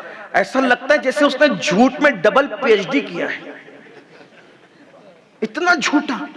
تو اس ملک میں جب پرائم منسٹر کی جو زیر سرپرستی رہتے ہیں وہ بھی تو جھوٹ کے پھندے پھنس گئے. لیکن لوگ کچھ بھی کرے، کسی ملک میں کوئی بادشاہ کوئی پرائم منسٹر ہو، لیکن ہمارے لیے تو قابل اتباع اگر کوئی ذات ہے تو وہ محمد الرسول اللہ کی ذات. ہم کسے کیا جانے، ہمیں تو اتباع کرنی ہے آمینہ کے لال کی. اور آئیے حضور کی بات آئی ہے تو مجھے ایک بات یاد آ گئی ہے. حضور کتنے سچے تھے. حضور کے دشمن بھی ان کی سچائی کی گواہی دیتے تھے. جس کے دشمنوں نے کہا انت صادق الوعد الامیر، وہ محمد الرسول اللہ کی ذات. اور ایک روایت یاد آئی، سچ بولنے سے چہرہ چمکتا ہے. لوگ سمجھتے ہیں کہ اچھے صابنوں سے چہرہ چمکتا ہے، اچھے فیس واش سے چہرہ چمکتا ہے، اچھے کریم سے چمکتا ہے، لیکن کچھ دیر کے لیے. اگر کوئی استعمال کرتا ہے تو مجھے کوئی اعتراض نہیں ہے. میری اپنی طبیعت میں کوئی دوسری چیز ہے. میں تو بہت پرانے خیال کا اظہار میں آپ کو دبانا نہیں. اگر فیس واش، اچھا صابن، اچھا کریم آپ استعمال کرتے ہیں، اس میں اگر کوئی ناجائز چیز کی ملاوٹ نہیں ہے آپ کر سکتے ہو. زینت اچھی چیز ہے، لیکن کتنی بھی محنت کر لو چہرے پر وہ چند گھنٹوں چمکے گا، بعد میں ویسی ہوگا. یہ جو دنیا، فلمی دنیا کے اور جو کیمرے کے سامنے لوگ آتے ہیں سچ سنور کر، آپ کبھی ان کو نیند سے اٹھنے کے بعد ایک بار دیکھ لو. ہاں صحیح کہیں، واللہ کوئی ہنسانے کی بات نہیں. میں ویسے اس کو پسند بھی نہیں کرتا کہ حضور کی محفل میں کوئی ہنسے، ایسی کوئی بات. لیکن آپ ان کو دیکھیں، آپ جن پہ رشک کرتے ہو نا، اگر آپ بن سنور کے شادی میں گئے اور دوستوں نے کہتے تو فلاں خان صاحب کی طرح دکھ رہا ہے، تو اس کو 4 لک میں اور وہ بڑھ جاتے اس کے کھانے کے لیے، مجھے فلاں خان صاحب کی طرح کہہ دو. وہ تو تیری توہین کی اس نے، کیونکہ وہ خان صاحب جس سے تجھے تشبیہ دے رہا ہے وہ تو زانی ہے، وہ تو شرابی ہے، وہ تو اسکرین پر آ کے ناچتا ہے. تجھے دیکھ کر تو یہ ہونا چاہیے کہ تو محمد الرسول اللہ کا غلام نظر آ رہا ہے. ارے جب تو ایسا ہے تو تیرا محبوب کیسا ہوگا، یہ تیرے لیے فخر کی بات ہے.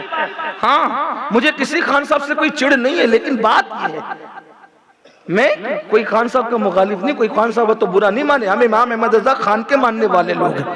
ہاں ہم برادریوں کے اندر اختلاف نہیں کر، لیکن امام وہ خان سے اس لیے نفرت ہے کہ وہ اسکرین پہ آ کے زنا کرتا ہے، گندگی کرتا ہے ہیروئنوں کے ساتھ، شراب پیتا ہے، شراب کو پرموٹ کرتا ہے وہ. لیکن یہ جو ہمارا ہے جسے ہم امام احمد رضا خان کہتے ہیں، وہ ایسا خان ہے جو جب منہ کھولتا ہے تو محبت رسول کی بات کرتا ہے. اسی لیے ہم ان کو اپنا امام کہتے ہیں. کیوں کہتے ہیں؟ وہ کہتے ہیں عشق تیرے صدقے جلنے سے چھٹے سستے، جو آگ بجھا دے گی وہ آگ لگائی ہے. ہمیں کیا ہے؟ تو عرض یہ کر رہا تھا، آپ خوش ہوتے مجھے ہیرو کہہ دیا. میرے بھائی ہیرو وہ نہیں ہے، وہ تو ہزاروں لاکھوں روپے میک اپ پہ خرچ کرتا ہے. اصل ہیرو تو تم لوگ. محمد الرسول اللہ کے غلام، کبوتر نہ بنو، باز بنو، باز۔ اپنے اندر سے کبوتروں کی صفتیں ختم کرو، کووں کی صفتیں، باز بنو، باز۔ سرکار مجھے باز سے اس دن سے پیار ہو گیا ہے، حالانکہ میں پرندوں سے ایسے دل لگانے والا آدمی، لیکن باز سے مجھے اس لیے پیار، میرا پسند کا پرندہ ہے باز، میں اس سے بہت پیار کرتا ہوں۔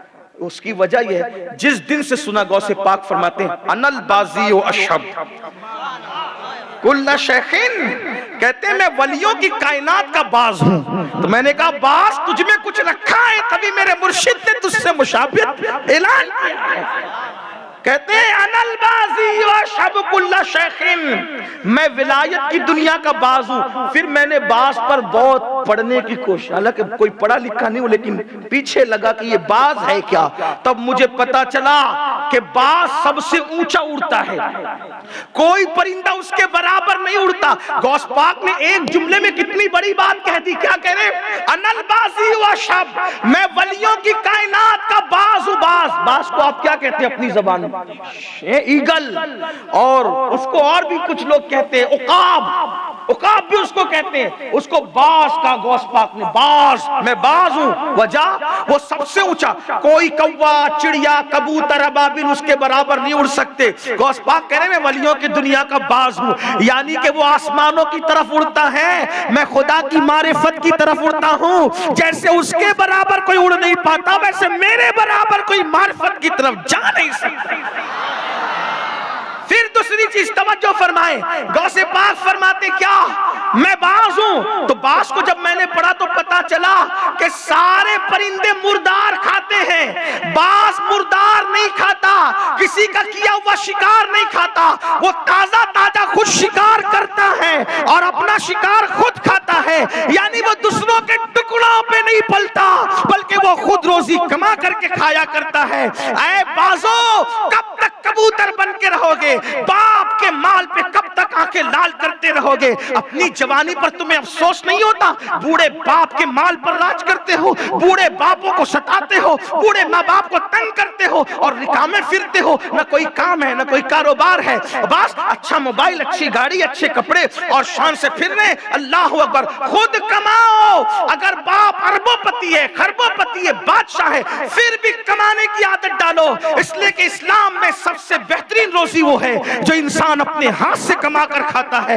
ہاتھ سے کمانے کی عادت ڈالو، بوجھ بننے کی بجائے بوجھ اٹھانے کی کوشش کرو۔ بوجھ بننے والا اہم نہیں، بوجھ اٹھانے والا اہم ہے۔ تو باز کسی کا کیا ہوا شکار نہیں کھاتا۔ نمبر 3، باز کتنا بھی اونچا اڑے، نظر اتنی تیز ہوتی ہے کہ سمندر کے شکار پر بھی وہ دیکھ لیتا ہے۔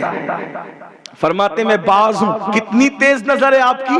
کہتے نظر تو الی بلاد اللہ جمع، میں اللہ کے شہروں کو ایسے دیکھتا ہوں جیسے تم ہتھیلی پر رائی کا دانا دیکھتے۔ بہرحال کبوتر نہ بنو یہ زنا کے اڈوں پہ جا رہے ہو، ایک کووں کی صفت ہے، تمہاری نہیں۔ کوے کرتے رہے، کووں کو کرنے دے، آپ کا کام نہیں۔ شراب کووں کا کام، آپ کا۔ میں کوے کسے کہہ رہا ہوں آپ سمجھ سکتے ہیں، نہیں سمجھے تو مسجدوں کے امام سے پوچھ لیں۔ آپ باز ہو، کوا گندگی پہ بیٹھتا نا، غلاظت پہ بیٹھتے نا، تم گناہ کی غلاظت پہ بیٹھنے والے نہیں ہو، بلکہ باز تو کبھی گھونسلہ بھی نہیں۔ سب پرندے گھونسلے میں رہتے ہیں، باز کبھی گھونسلہ نہیں بنا، وہ ایسے ہی چٹانوں پر رہتا ہے۔ اقبال نے کہا تھا، اقبال کو باز بہت پسند تھا، اقبال نے مسلم جوانوں کو باز سے تشبیہ دی، کہتے نہیں تیرا نشے من قصر سلطانی کے گنبد پر، تو شاہی ہے بسیرا کر پہاڑوں کی چٹانوں میں، اور عقابی روح جب بیدار ہوتی ہے جوانوں میں، نظر آتی ہے ان کو اپنی منزل آسمانوں میں۔ گناہ کی گندگی پہ مت بیٹھو، پہاڑ نیکیوں کی پہاڑ کی چٹانوں پر بیٹھو، تم بہت بڑے مقصد کے لیے پیدا کیے گئے ہو۔ تو وہ گھونسلے میں نہیں رہتا۔ اور پھر ایک اہم بات، آپ کہیں گے کیا یہ باز کا ذکر چھیڑ دی؟ میں نے کہا بات اسی طرح، خطاب اسی کو کہتے ہیں، حالانکہ میں کوئی خطیب نہیں، لیکن کوشش ہے۔ سوچو، سارے پرندے جب بارش آتی ہے تو گھونسلوں میں چھپ جاتے ہیں بارش کے وقت، بادل گڑ گڑ گڑ کرتے تبھی چھپ جاتے، بارش آنے ہی نہیں دیتے، بارش آئے گی وہ چھپ جائیں گے۔ لیکن عقاب ہوتا ہے، اس کا تو جو گھونسلہ ہی نہیں ہوتا، وہ بارش کا انتظار کرتا ہے، موسم کو انجوائے کرتا ہے۔ کتنا آنا ہے تو بدلے گا، میں نہیں بدلوں گا۔ آخر بارش کو بند ہونا پڑتی ہے۔ او بازو، ماحول سے پریشان مت ہونا، موسم کو انجوائے کرو، موسم تو بدلنے کے لیے آتا ہے، باز نہیں بدلتا، موسم بدل جاتا ہے۔ اس لیے کسی زمین کو تباہ ہوتے ہوئے دیکھ کر گھبرانے کی ضرورت نہیں ہے، کسی کو خون میں تڑپتا دیکھ کر مایوس ہونے کی ضرورت نہیں ہے، کسی کی دھمکیوں سے ڈرنے کی ضرورت نہیں ہو۔ تم محمد رسول اللہ کے باز ہو، یہ موسم بدل جائے گا انشاءاللہ، پھر ایک نئی شان کے ساتھ مومن دنیا کے سامنے آئے گا۔ جیسے ہر بار فلسطین سجا ہے، انشاءاللہ یہ پھر سج کر کے سنور کر رہے گا۔ مظلوموں کی آہ کبھی خالی نہیں جاتی، انشاءاللہ ان کی آہیں بھی برباد نہیں ہوگی۔ یاد رکھنا، ہر رات میں صبح اس وقت ہوتی ہے جب ہزاروں ستاروں کا خون ہوتا ہے، تب کہیں جا کر کے صبح کا سویرا نمودار ہوتا ہے۔ ایسے ہی کئی مومن جام شہادت نوش کرتے ہیں، تب مومنوں کی صبح کا آغاز ہوتا ہے۔ یہ صبح جو کبھی فردا ہے کبھی ہے امروز، نہیں معلوم کہ ہوتی ہے کہاں سے پیدا۔ وہ صبح جس سے لرزتا ہے شبستہ کا وجود، ہوتی ہے بندے مومن کی اذان سے پیدا۔ اس لیے انجوائے کرو، لیکن اتنے بزدل ہو کہ چوہے اور چپکلی سے ڈرتے، کیونکہ پاپ کرتے ہیں۔ جرائم انسان کے دل میں خوف پیدا کرتا ہے، پاپی ہو گئے نا، زنا، شراب، جوا، حرام کھانا، عورتوں پر پاپ کی نظر ڈالنا، یہ سب ہو گیا ہے، اس لیے بزدل ہو گئے۔ ورنہ تم ہی تھے ایک اکیلا معین الدین جسے دنیا کہتی ہے، آتا ہے پورے ہندوستان کا نقشہ بدل جاتا ہے۔ 90 لاکھ کو ایمان کی دولت نصیب ہوتی، وہ 90 لاکھ کو کلمہ پڑھا کے مسلمان کر کے چلے گئے، تم اپنے بچوں کو ہی مسلمان بنا سکے؟ تم اپنی بیوی کو ہی مسلمان بنا سکے؟ آپ کہیں گے یہ کیا بکتا ہے؟ کہ بکتا نہیں ہوں، میں آپ سے پوچھ رہا ہوں۔ آپ کہیں گے ہم مسلمان نہیں ہیں، میں نے کہا میں نے کب کہا، میں مفتی بھی نہیں ہوں کہ فتویٰ لگاؤں، لیکن ذرا ڈھونڈو تو اسلام کہاں ہے؟ تمہاری بیٹیاں اگر چڈی پہن کر کے اسکول جا رہی ہے، یہ کون سا اسلام ہے؟ تمہاری بیٹیاں اگر فون پر کسی اجنبی مرد سے گفتگو کر رہی، کون سا اسلام؟ اسلام کی بیٹی تو وہ ہے جس کے سر کے دوپٹے کو کبھی چاند و سورج نے نہیں دیکھا۔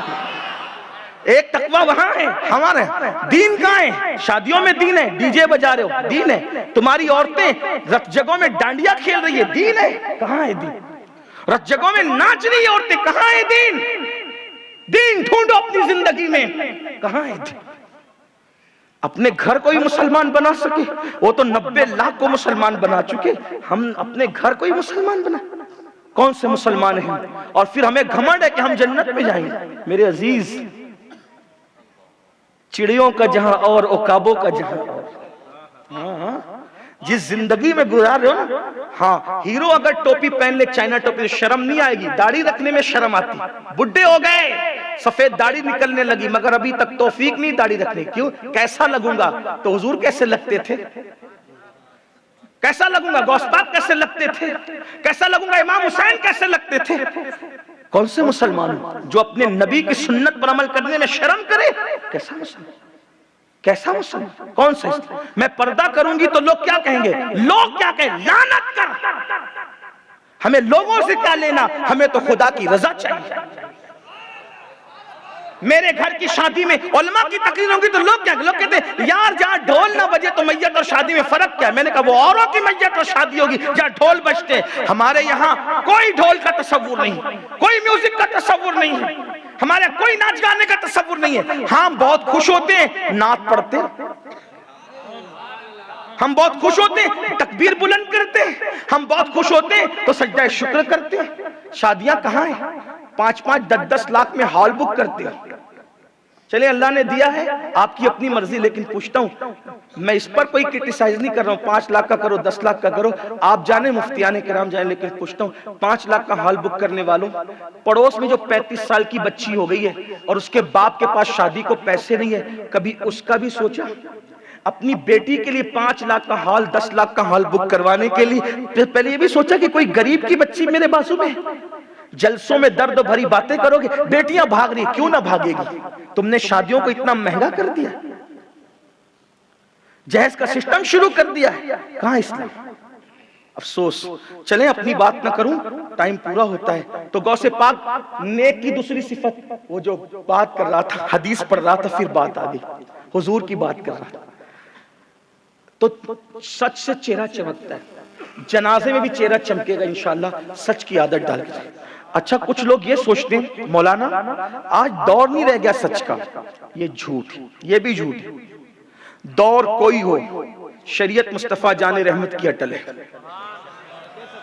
ارے حضرت جھوٹ بول, سچ بولیں گے تو پکڑے جائیں گے, یہ ہوگا وہ ہوگا. میں نے کہا ہو نا یار, کوئی کیا کر لے گا, جان لے گا نا, جان لے گا, صرف جان لے گا, شہید ہو جاؤ.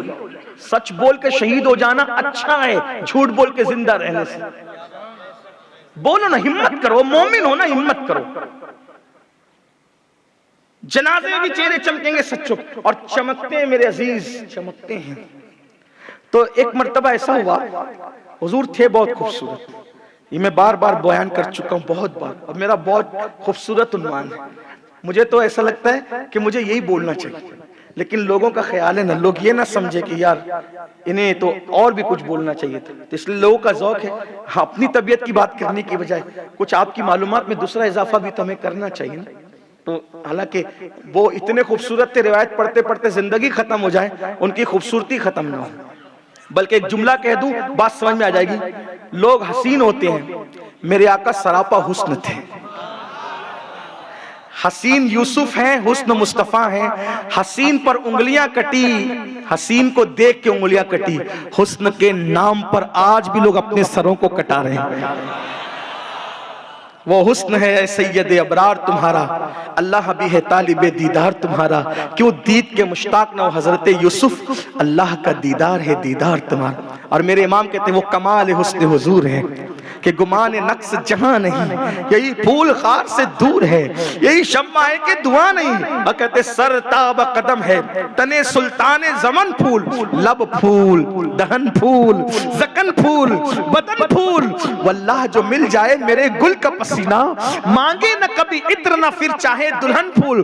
دندان و لب و زلف و رخ شاہ کے فدائی ہے, در عدن لال یمن مشک ختن پھول. دل اپنا بھی شیدائی ہے اس ناخن پاکا, اتنا بھی مہے نو پہ نائے چرخے کوہن پھول. اور کیا بات رضا اس چمنستان کرم کی, زہرا ہے کلی جس میں حسین اور حسن پھول. اللہ کی سرتاب قدم شان ہے یہ, انسان ہی انسان, وہ انسان ہے یہ. قرآن تو ایمان بتاتا ہے انہیں, ایمان یہ کہتا ہے میری جان ہے یہ. بہت خوبصورت. ایک دن حضور علیہ السلام کو کسی نے اطلاع دی, یا رسول اللہ ایک قافلہ آیا ہے تجارت, لوگ تجارتی قافلہ لے کے پھرتے تھے پہلے مال بے. تو عرض کی حضور ایک قافلہ آیا ہے اور مدینہ منورہ کے کنارے پر مضافاتی علاقے میں رکا ہوا ہے, اور حضور بہت سامان لے کر آئے. آقا حضور خود بھی تاجر تھے, تجارت فرماتے, آپ تجارت فرماتے. اس سے پتہ چلا تجارت سنت ہے. اس لیے اگر آپ کو کوئی کام کرنا ہے نا تو آپ تجارت کو پہلا نمبر دیا کریں, مزدور بننے کی بجائے تاجر بنیں. بہت سی باتیں اس میں, بڑی برکت ہے تجارت میں, بہت برکت. چاہے چنے کی ہی تجارت کرو, کیلا ہی بیچو, سبزی بیچو, تجارت کی طرف توجہ. حضور تاجر تھے تو تجارت فرماتے, آپ خود تجارت. تو آقا تشریف لے گئے, اور جب گئے تو حضور کو ایک اونٹ پسند آ گیا. اونٹ پسند آیا تو اللہ کے رسول نے فرمایا یہ اونٹ کتنے میں دو گے؟ تو انہوں نے کہا اتنی اتنی کھجور اگر آپ مدینے کی دے دو تب یہ اونٹ آپ کو دے دیں. کہا ٹھیک ہے میں اونٹ لے جاتا ہوں, شام کو کھجور لا کر دے دوں گا. ان لوگوں نے حضور کو دیکھا, حضور کی باتیں اتنی میٹھی میٹھی پیاری پیاری تھی. وہ سخن ہے جس میں سخن نہ ہو, وہ بیان ہے جس کا بیان ہے. کیا ان کی باتیں رہی ہوگی, اللہ میں کیا بیان کروں. عنوان کچھ دوسرا ہے لیکن میں کہیں اور چلا جاؤں گا. لیکن بہرحال تو حضور سے انہوں نے فرمایا کہ شام کو کھجور دے دوں گا, چلے گا؟ ہاں. اونٹ لے جاؤں؟ ہاں لے جاؤ. لے گئے. کسی نے ایک شوشہ چھوڑ دیا, نالائق لوگ ہر جگہ ہوتے, شوشہ چھوڑ دیا. ایک اجنبی کو جس کو ہم پہچانتے نہیں, ایسے تاجر کو تم نے اونٹ دے دیا, وہ بولا شام کو کھجوریں پہنچاؤں گا. وہ اگر نہیں آیا تو, اور پھر تم لوگ مسافر ہو, تم لوگ ہو مسافر، یہ اس کا وطن ہے. پہچانا نہیں، لوگ نہیں جانتے تھے حضور علیہ السلام کو، کیونکہ ابھی تک وہ مدینہ منورہ آئے نہیں تھے، باہر رکے ہوئے تھے، اور حضور علیہ السلام سے ان کی پہلی ملاقات تھی. صحابہ جانتے تھے، پہچاننے والے جانتے تھے ہستی کون سی، لیکن وہ حضور کو نہیں جانتے تھے اس وقت تک. تو کہاں کہ شام کو وہ نہ لا کے دیا، وصول کر پاؤ گے اس سے اونٹ، اس کا خود کا وطن ہے، وصول کر پاؤ گے. ایک عورت تھی بہت تجربے کار. کبھی کبھی عورتیں ایسی بات کر جاتی ہے مرد نہیں کہہ پاتے. لوگ عورتوں کو بہت کم میں لیتے ہیں، لیکن یاد رکھنا ان کو حقیر نہ سمجھو. بعض جگہ مرد پیچھے رہتے ہیں، عورتیں آگے ہو جاتی ہیں. ہاں، عورتوں نے بعض باتیں ایسی کی ہے مرد کبھی نہ کر سکتے. اس میں سے ایک مثال دے دوں. ایک دن حضور نے پوچھ لیا عورت کے لیے سب سے اچھی بات کیا ہے؟ کوئی جواب نہ دے سکا. مولا علی نے سیدہ سے پوچھا بتاؤ عورت کے لیے سب سے اچھی بات کیا ہے؟ تو سیدہ نے کہا عورت کسی مرد کو نہ دیکھے، اجنبی مرد کو، اور کوئی اجنبی مرد اس کو نہ دیکھے، یہ سب سے اچھی بات ہے. مولا علی نے آ کر کہا یا رسول اللہ آپ نے جو سوال کیا تھا اس کا جواب یہ ہے کہ عورت کسی اجنبی مرد کو نہ دیکھے، کوئی اجنبی مرد اس کو نہ دیکھے. کہا یہ کس نے کہا؟ کہا یہ فاطمہ نے کہا، وہ تو میرے جگر کا ٹکڑا ہے. کوئی کہہ سکا؟ جو خطبہ زینب دمشق میں ہوا کوئی کہہ سکا؟ سیدہ مریم نے جو جملے کہے کوئی کہہ سکا؟ ایک ترتیب ہے، دیکھتے چلے جائیے. تو ایک عورت تھی بڑی تجربے کار تھی، ہوشیار تھی. جب یہ بحث کرنے لگے کہ اب کیا کریں گے، اب کیا کریں گے، بھئی چڑیا چگ گئی کھیت، اب کیا کریں گے، اس عورت نے کہا وہ ضرور آئے گا. ہائے ہائے، اس عورت نے کہا وہ ضرور آئے گا، پریشان مت ہو، شام تک انتظار کرو، وہ ضرور آئے گا. تو لوگوں نے کہا بڑی بھی اور تو اتنے یقین سے کیسے کہہ رہی کہ وہ ضرور آئے گا، پہچانتی ہے اس کو؟ کہا نہیں میں نے پہلی بار دیکھا اس کو. تو کہا پھر اتنے یقین سے؟ کہا جو اس کا چہرہ ہے نا میرا تجربہ بتاتا ہے کسی جھوٹے کا چہرہ نہیں ہے، وہ کسی سچے کا چہرہ ہے، ضرور آئے گا. یہ سچائی ہوتی ہے چہرے پر. تو غوث پاک فرماتے ہیں نیک کی دوسری خصلت کہ وہ جھوٹ آگے بڑھوں کہ چھوڑ دوں. تھک تو نہیں ہے نا؟ جب تھک جانا تو ایک ایک اٹھ کے جانے لگنا تو سمجھ میں آ جائے گا کہ آپ تھک. اور اگر بیٹھے رہے تو میں سمجھوں کہ مجھے بولنا ہے، حالانکہ زیادہ نہیں بولوں کیونکہ مجھے فلائٹ پکڑنی ہے. تیسری خصلت، پہلی خصلت کیا سنا؟ نیک اللہ کے نزدیک کون ہے؟ یار ابھی بھول گئے، گھر جا کے کیسے یاد رکھیں گے؟ یہی تو میری قوم کا یاد ہے آپ کو، لیکن آپ عزت میں نہیں بول رہے، ادب میں نہیں بولے. بولو بھئی پہلی خصلت نیک کی کیا ہے؟ قسم نہیں کھا. نمبر 2 جھوٹ نہیں. نمبر 3 غوث پاک فرماتے ہیں سچا نیک وہ ہے جو کبھی وعدہ خلافی نہیں کرتا. کتنے وعدے خلاف کیے، وعدے پہ وعدے، وعدہ خلاف کرنا تو کوئی عیب نہیں. اس پر بھی ایک حدیث پاک یاد آئی. اللہ کے رسول علیہ السلام جو ہے وہ بازار گئے ہوئے تھے، ابھی اعلان نبوت نہیں کیا تھا، بازار گئے ہوئے. بازار گئے، ایک شخص نے کہا اے محمد یہیں رکے میں ابھی آتا ہوں. اور وہ گیا بھول گیا. حضور 3 دن تک وہاں رکے، 3 دن تک. اس کو یاد آیا تو حضور وہاں موجود تھے. آقا نے اس سے لڑائی جھگڑا کچھ نہیں کیا، بس ایک جملہ کہا تم نے مجھے مشقت میں مبتلا کر دیا. حضور میں محمد میں بھول گیا تھا، ابھی اعلان نبوت نہیں ہوا. اور 3 دن تک حضور کا یہ انداز. پھر جب رسول اللہ نے فرمایا نا اعلان نبوت کیا تو یہی 3 دن یہاں کھڑے رہنا اس شخص کو متاثر کیے ہوئے تھا. اس نے کہا جو بندوں کے ساتھ اتنا محتاط ہو وہ اللہ کے ساتھ کتنا محتاط ہوگا. اس لیے وہ کلمہ پڑھ کے مسلمان ہو گئے. وعدہ خلافی. اسی لیے بزرگوں نے فرمایا کہ اگر آدمی شہید ہو جائے تو شہید کے سب گناہ معاف ہو جاتے ہیں، لیکن وعدہ اور قرض معاف نہیں ہوتا اس وقت تک جب تک کہ وہ خود، کیونکہ یہ حقوق العباد سے، اور حقوق العباد کی وجہ سے یہ معاف نہیں ہوگا جب تک وہ معاف نہ کرے. ہاں لیکن چونکہ وہ شہید ہوا ہے تو قیامت کے دن اللہ ایسا کرم فرمائے گا اس پہ انعام کر کے کہ اس کو راضی کر لے گا. حقوق العباد. تو وعدہ خلافی، کتنا بیوی سے وعدہ خلافی کرتے ہو، بچوں سے کرتے ہو. وعدہ وفا کرنے کی عادت. سچا نیک بننا ہے پہلی بات تو وعدہ نہ کرو. کوئی کچھ بات کہہ دو انشاءاللہ کہا کرو، وعدہ نہ کیا کرو، وعدے سے بچا کرو. وعدے سے بچا کرو. لیکن اب اس کا مطلب یہ نہیں کہ چلو اب بتا دیا گیا تو اب انشاءاللہ کہہ کے لوگوں کو دھوکہ دیتے رہیں گے. استغفر اللہ, ایسا نہیں. انشاءاللہ بھی اسی وقت کہو جو پکا دل میں کرنے کا ارادہ ہو, ورنہ آج کل تو لوگ انشاءاللہ تو کہتے ہیں لیکن کرتے نہیں ہیں عمل. تو وعدہ خلافی جو نہ کرے وہ کیا ہے؟ نیک ہے. چوتھی خصلت, کسی پہ لعنت کرنے سے بچو. لعنت مت کیا کرو, کسی پہ لعنت مت کرو, لعنت سے بچو. آج کل لوگ لعنت کرتے ہیں, چھوٹی چھوٹی بات میں لعنت کر کے, لعنت ہے تجھ پہ, لعنت ہے تجھ پہ. نہیں, کسی پہ لعنت مت کرو. بلکہ حدیث پاک ہے اگر تم نے کسی پہ لعنت کی اور وہ لعنت کا مستحق نہیں ہے تو وہ لعنت گھوم پھر کے اللہ تم پہ ڈالے. اور لعنت کا مطلب کیا ہے؟ جس پہ لعنت پڑ گئی وہ اللہ کی رحمت سے دور ہو گیا. وہ لعنت نہیں کرتا, گالی نہیں دیتا, گالی سے بچتا ہے, لعنت سے بچتا ہے. چوتھی خصلت لعنت اور گالی نہیں دیتا. آج کل لوگ بیوی کو ہی ماں بہن کی گالی دیتے ہیں. سرکار غریب نواز فرماتے ہیں کہ جس نے کسی مسلمان کو گالی دی اور توبہ نہیں کی, اس سے معافی نہیں مانگی, مجھے ڈر ہے کہ جب مرے گا تو مرتے وقت اس کی زبان پہ کلمہ نہیں آئے گا. گالیوں سے بچو. پانچویں خصلت, کسی کے لیے وہ بد دعا نہیں کرتا.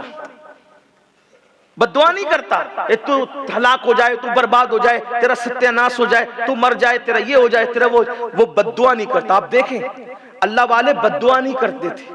سچے نیک لوگ بد دعا دو. حضور کو دیکھو, حضور کے دندان شہید کر دی, حضور کے گالوں میں کڑیاں گھس گئی, پورا جسم لہو لہان ہو گیا. اور پھر صحابہ نے کہا یا رسول اللہ انہوں نے آپ کو بہت ستایا, ان کے لیے ہلاکت کی دعا کر دے, یعنی بد دعا کر دیں. حضور نے فرمایا اللہم اہدی قومی فإنہ لا یعلمون, اے اللہ ان کو ہدایت عطا فرمائے, مجھے نہیں جانتا. اندازہ کریں, حضور نے گالیاں سن کر دعائیں دی. ماؤں سے کہتا ہوں, عورتوں میں بد دعا کرنے کی عادت بہت ہے. اپنے بچوں کے لیے بد دعا کرتی ہے, اپنی بہوؤں کے لیے بد دعا کرتی ہے. جا تو مر جا, جا تو تباہ ہو جا, جا تو یہ ہو جا, تیرا وہ ہو جا. اگر واقعی ہو گیا تو تمہیں خوشی ہوگی. ماں کی اور باپ کی جیسے دعا قبول ہوتی ہے ویسے بد دعا بھی قبول ہوتی ہے. اس لیے اپنے بچوں کو بد دعا مت دو, کسی کو بد دعا مت دو. ہماری جماعت کے ایک بہت بڑے بزرگ ہیں جلالت العلم استاذ العلماء حضور حافظ ملت رحمت اللہ علیہ, جب وہ اپنے طلبہ پہ غصے میں آتے تھے تو غصے میں کہتے تھے او جنتی. غصے بھی جنتی کہتے تھے کہ قبول ہو گیا تو جنت ہی میں جائے. دیکھو یہ ہمارے بزرگوں کا طریقہ تھا. اس لیے بد دعا مت کرو کسی کے لیے. اور نیکوں کی پہچان ہے پانچویں خصلت, وہ بد دعا نہیں کرتے. ہمارے اولیاء اللہ, ہم چھوٹی چھوٹی چیزیں پڑوسی کو بد دعا دے رہے, اس کو دے رہے, نہیں, بد دعا مت دو. بلکہ ایک بات یاد آئی, حالانکہ جلدی چلنا ہے, ٹائم مکمل ہو چکا ہے, لیکن ایک بہت بڑے عالم تھے علامہ زمخشری, بہنوں کے لیے خاص ہے یہ, کبھی بچوں کو بد دعا مت. ماں کی دعا بد دعا ہر وقت قبول ہے. اور آپ بھی کسی کے لیے کبھی برے الفاظ مت نکالا کرو, کیونکہ 24 گھنٹے میں گھڑی ایسی آتی ہے ادھر نکلا ادھر قبول. اس لیے بہت احتیاط, بہت احتیاط, بہت احتیاط. برے الفاظ نکالو ہی مت, خطرناک الفاظ نکالو مت, ہمیشہ اچھی بات کرو. علامہ زمخشری آخری عمر میں ان کی ٹانگ ٹوٹ گئی تھی, پیر ٹوٹ گیا تھا. کسی نے کہا آپ ایسے نیک آدمی ہو, آپ کا پیر کیوں ٹوٹ گیا؟ تو کہا اس کی وجہ میری ماں کی بد دعا ہے. اور ماں کی بد دعا, آپ نے کیا ایسا گناہ کیا جو ماں نے بد دعا دے دی؟ کوئی گناہ نہیں کیا تھا, میں بچہ تھا, بچپنے میں چڑیا سے کھیل رہا تھا, چڑیا کے پیر میں دھاگا باندھا تھا, اس کو اڑاتا تھا. ایسا ہوا کہ وہ چڑیا کا بچہ گھونسلے میں چلا گیا اور میں دھاگے کو کھینچتا رہا, وہ نکلا نہیں, وہ پیر پکڑ جما کر کے بیٹھ گیا. تو میں نے زور سے کھینچا تو اس کی ٹانگ نکل آئی. تو میری ماں کو غصہ آیا, کہا تو نے پرندے کی ٹانگ توڑی, اللہ تیری ٹانگ توڑ دی.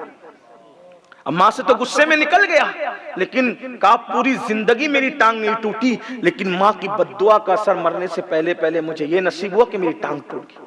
اس لیے بچوں کو کبھی بد دعا مت دو. ہمیشہ اگر وہ ستائیں بھی نا, بچے ہیں, ان کو اچھے دعا کرو, اللہ اسے سدھار دے, اللہ اسے سنوار دے. دیکھیے حضرت بشر حافی رات دن شراب میں ڈوبے رہتے, رات دن شراب میں.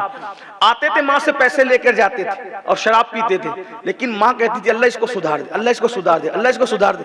ایک دن اللہ نے سدھار دیا. کیسا سدھارا؟ ماں باپ کی اگر بچے شراب پیتے ہو بد دعا مت, دعا کرو اللہ سے سدھار دے.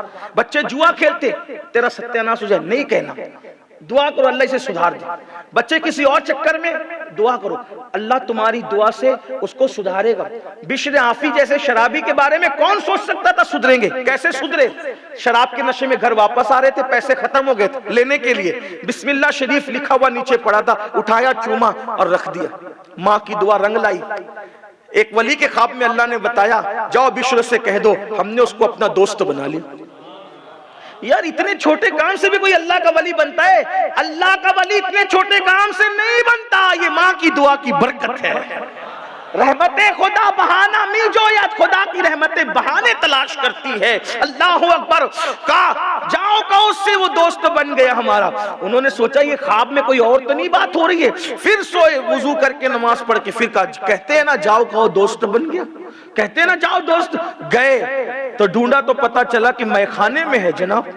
میخانے میں پہنچے تو میخانے کے مینیجر نے کہا, میخانہ مطلب شراب کا اڈا. اب یہ اردو کی یہ خصوصیت ہے کہ یہ بڑے خوبصورت الفاظ کہتے ہیں. شراب کے اڈے کو بھی میکدہ اور میخانہ کہا جاتا ہے. ہاں ورنہ آپ دیر سمجھ لیں کہ میخانہ کون سی جگہ ہے, اور پھر آپ ڈھونڈنے لگو کہ چلے ہم بھی کہیں تلاش کریں. نہیں, یہ شراب کا اڈا ہے میخانہ. تو ڈھونڈتے ڈھونڈتے گئے میخانے پہ, شراب کے اڈے پہ. مینیجر نے کہا یا اللہ والوں کا کیا کام, یہ میخانہ یا شراب پی جاتی ہے؟ کہا مجھے بشر سے کام ہے. کہا وہ تو دھت پڑا ہے نشے میں. کہا کہ میں ملنے آیا ہوں. کہا آپ کیا ملنے آئے ہیں؟ گئے, کہا کوئی ملنے آئے. کہا ہم نے کسی سے نہیں ملنا, ہمیں جام و سرائی کے سوا کوئی کام نہیں. اس سے کہو اللہ کا پیغام لے کر آیا ہوں. جیسے سنا نشہ کافور ہو گیا. میرے یار کا پیغام کیا ہے؟ کہا حکم ہوتا ہے کہ تجھے دوست بنا لیا گیا. کہا اگر دوست بنایا تو گواہ رہنا, آج کے بعد کبھی شراب کو ہاتھ نہیں لگائیں گے. اور پھر جب وہی اللہ والے دوسری رات مسجد میں گئے جو ہمیشہ پہلے جاتے تھے, تو دیکھا کوئی سجدے میں سر رکھ کے رو رہا ہے. سوچا مجھ سے پہلے کون آیا, کبھی تو کوئی آتا نہیں. جب غور کیا تو کوئی اور نہیں تھا, وہ بشر حافی تھے. اور پھر وہ مکہ گئے بغداد سے, اور مکے میں جا کر کے زندگی گزاری. 2 لاکھ حدیثیں زبانی یاد کر کے واپس لوٹے, اور اتنے بڑے ولی بن گئے کہ کہتے تھے اللہ کی زمین پہ میں چپل پہن کر کیسے چلوں. جس گلی سے گزر جاتے تھے جانور اتنا ادب کرتے تھے کہ بشر حافی جس گلی سے گزرتے تھے اس گلی میں جانور کبھی گندگی نہیں کرتے تھے. جب بشر حافی کا انتقال ہوا, بغداد کی گلیوں میں جانوروں نے گوبر کیا, تو لوگوں نے کہا ایسا لگتا ہے شاید آج بشر حافی دنیا سے چلا گیا. اللہ اکبر. اور جانتے کیسے گئے بشر؟ کیسے گئے؟ جب جس دن بشر حافی کا انتقال ہوا, بغداد کے اکثر ولیوں نے خواب میں دیکھا رسول اللہ بغداد کی گلیوں میں چل رہے. حضور آپ بغداد؟ کہا ہاں میں بشر کو لینے آیا ہوں. یہ مقام, ماں کی دعا. یہ تو بچوں کو سدھرنے کی دعا کرو, بد دعا مت کرو. چھٹی خصلت, غوث پاک کہتے ہیں جو نیک ہوگا اس کی چھٹی خصلت کیا ہے؟ وہ لوگوں کی تکفیر نہیں کرتا, لوگوں کو کافر نہیں کہتا. اہل قبلہ کو, کلمہ پڑھنے والوں کو وہ کافر نہیں کہتے. آج کل بہت چھوٹی چھوٹی باتوں پر بھی آپ ایک دوسرے کو کافر کہنے لگتے ہو. نہیں, حدیث پاک ہے, اگر تم نے کسی کو کافر کہا اور وہ کافر نہیں تھا تو آپ کافر ہو جاؤ گے. اس لئے کافر کہنے سے بچا کرو. بہت مشین گن چل رہی ہے کفر کی, یہ کافر وہ کہا, نہیں, آپ کا کام ہی نہیں. میرے بھائی, کسی مسلمان کو زانی کہنے کے لیے اتنے ثبوت چاہیے, تو کافر کہنے کے لیے کتنے ثبوت چاہیے, ہے نا؟ اگر آپ تکفیر کے بارے میں کہ کس کو کافر کہا جا سکتا ہے معلوم کرنا چاہتے ہیں تو آپ فتاوی رضویہ شریف کا مطالعہ کریں کہ کس طرح سے کسی کو کافر کہا جا سکتا ہے. لیکن ایسے اپنا کام نہیں, آپ اپنی مرضی سے نہیں کہ ہاں علماء نے جس کی قطعی ثبوت کی بنیاد پر, دلیل کی بنیاد پر کافر کہا, تو آپ اپنی علماء کی نقل میں کہہ سکتے ہو. خود کسی کے بارے میں بہت احتیاط سے کام. فرمایا چھٹی خصلت, وہ کافر نہیں کہتا کسی. ابھی میں تفسیرہ نہیں کروں گا, جلدی جلدی چلیں گے. 7ویں خصلت, وہ گناہوں سے بچتا ہے. وہ گناہوں, بھئی جو گناہ سے بچے گا وہ نیکی ہی کرے گا. اور گناہ سے بچنے کا بہترین تصور یہ ہے کہ جب طبیعت گناہ کرنے کو چاہے تو تصور کرو کہ اللہ دیکھ رہا ہے. بس اللہ دیکھ رہا ہے. میں تو لوگوں کو یہی کہتا ہوں, گناہ لوگ کیوں کر رہے ہیں؟ باپ دیکھتا ہے تو سگریٹ نہیں پیتے, اللہ دیکھ رہے تو گناہ کرتے. اللہ کی قدر کب کرو گے؟ اللہ کی عزت کب کرو گے؟ اللہ کی تعظیم کب کرو گے؟ گناہ مت. جہاں گناہ ہے وہاں فنا ہے.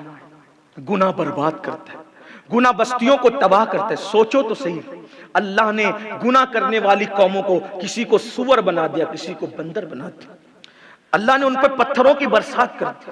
گناہ کرنے والی قوموں کے زمین کے اس خطے کو اٹھا کر آسمان کی طرف لے جا کر کے ان کو اوندھا پلٹ دیا گیا۔ میرے بھائی ذرا غور تو کر، ذرا سوچ تو، لوط علیہ السلام کی بیوی نے، توجہ، میں بہت نازک موڑ پر آ گیا ہوں لیکن آپ کی توجہ، بہنوں کی توجہ، اللہ کی غیرت دیکھو۔ لوط علیہ السلام کی بیوی نے گناہ نہیں کیا تھا، صرف گنہگاروں کی حمایت کی تھی۔ اللہ نے نبی کی بیوی کو پتھر بنا دیا۔ آج بھی وہ پہاڑ پہ ایک پتھر کی شکل میں موجود ہے، دیکھ لو، انٹرنیٹ پہ جا کے دیکھ لو، لوط علیہ السلام کی بیوی اب بھی پتھر بنی ہوئی ہے۔ غور کرو، جب نبی کی بیوی کے ساتھ یہ غیرت ہے، وہ گناہ نہیں کیا، گناہ گاروں کی اس نے حمایت کی۔ اور ہم گناہ کرتے ہیں، انجام کیا ہوگا اور کیسے کیسے گناہ کرتے ہیں؟ اپنے آپ میں ڈوب کے سوچو، وہ کون سا گناہ ہے جو ہماری زندگی کے اندر نہیں ہے۔ پھر فرماتے ہیں 8ویں خصلت، اگر کوئی مخلوق میں مصیبت میں ہو تو نیک لوگوں کی پہچان ہے کہ اس سے مصیبت وہ دور کر دیتے۔ آج ہم مصیبت دور کرنا تو دور کی بات ہے، لوگوں کے لیے مصیبتیں پیدا کرتے ہیں۔ میرے بھائی اگر چونٹی پر بھی رحم کرو گے اللہ اس کو بھی ضائع نہیں کرے گا۔ جس کو مصیبت میں دیکھو، مسلم ہو غیر مسلم ہو، مسلمان ہو یا مسلمان نہیں ہو، اللہ کا جو بھی بندہ بندی مصیبت میں ہے اس کی مصیبت دور کرو، کیونکہ الخلق عیال اللہ، مخلوق اللہ کا کنبہ ہے۔ ارحم من فی الارض، تم زمین والوں پہ رحم کرو گے، ویرحمکم من فی السماء، آسمان والا تم پہ رحم کرے۔ کوئی بھوکا دیکھو، کسی مذہب کا ہو، کھانا کھلاؤ، اگر بوجھ لے کے جا رہے بوجھ اٹھاؤ، تکلیف میں ہو تکلیف دور کرو۔ یاد رکھنا یہ اخلاق ہے، کردار ہے، اور یہ سچے نیک لوگوں کی پہچان ہے۔ آج کل لوگ کسی کی مدد کرتے ہیں، کسی کی تکلیف دور کرتے ہیں، بلکہ تکلیف میں دیکھ کے تانا دیتے ہیں، اچھا ہوا اور مر اور مصیبت میں جا، بڑا غرور تھا، بڑا یہ تھا، تانا دیتے ہیں۔ اور لوگ مصیبتوں میں لوگوں کو دیکھ کے خوش ہوتے ہیں۔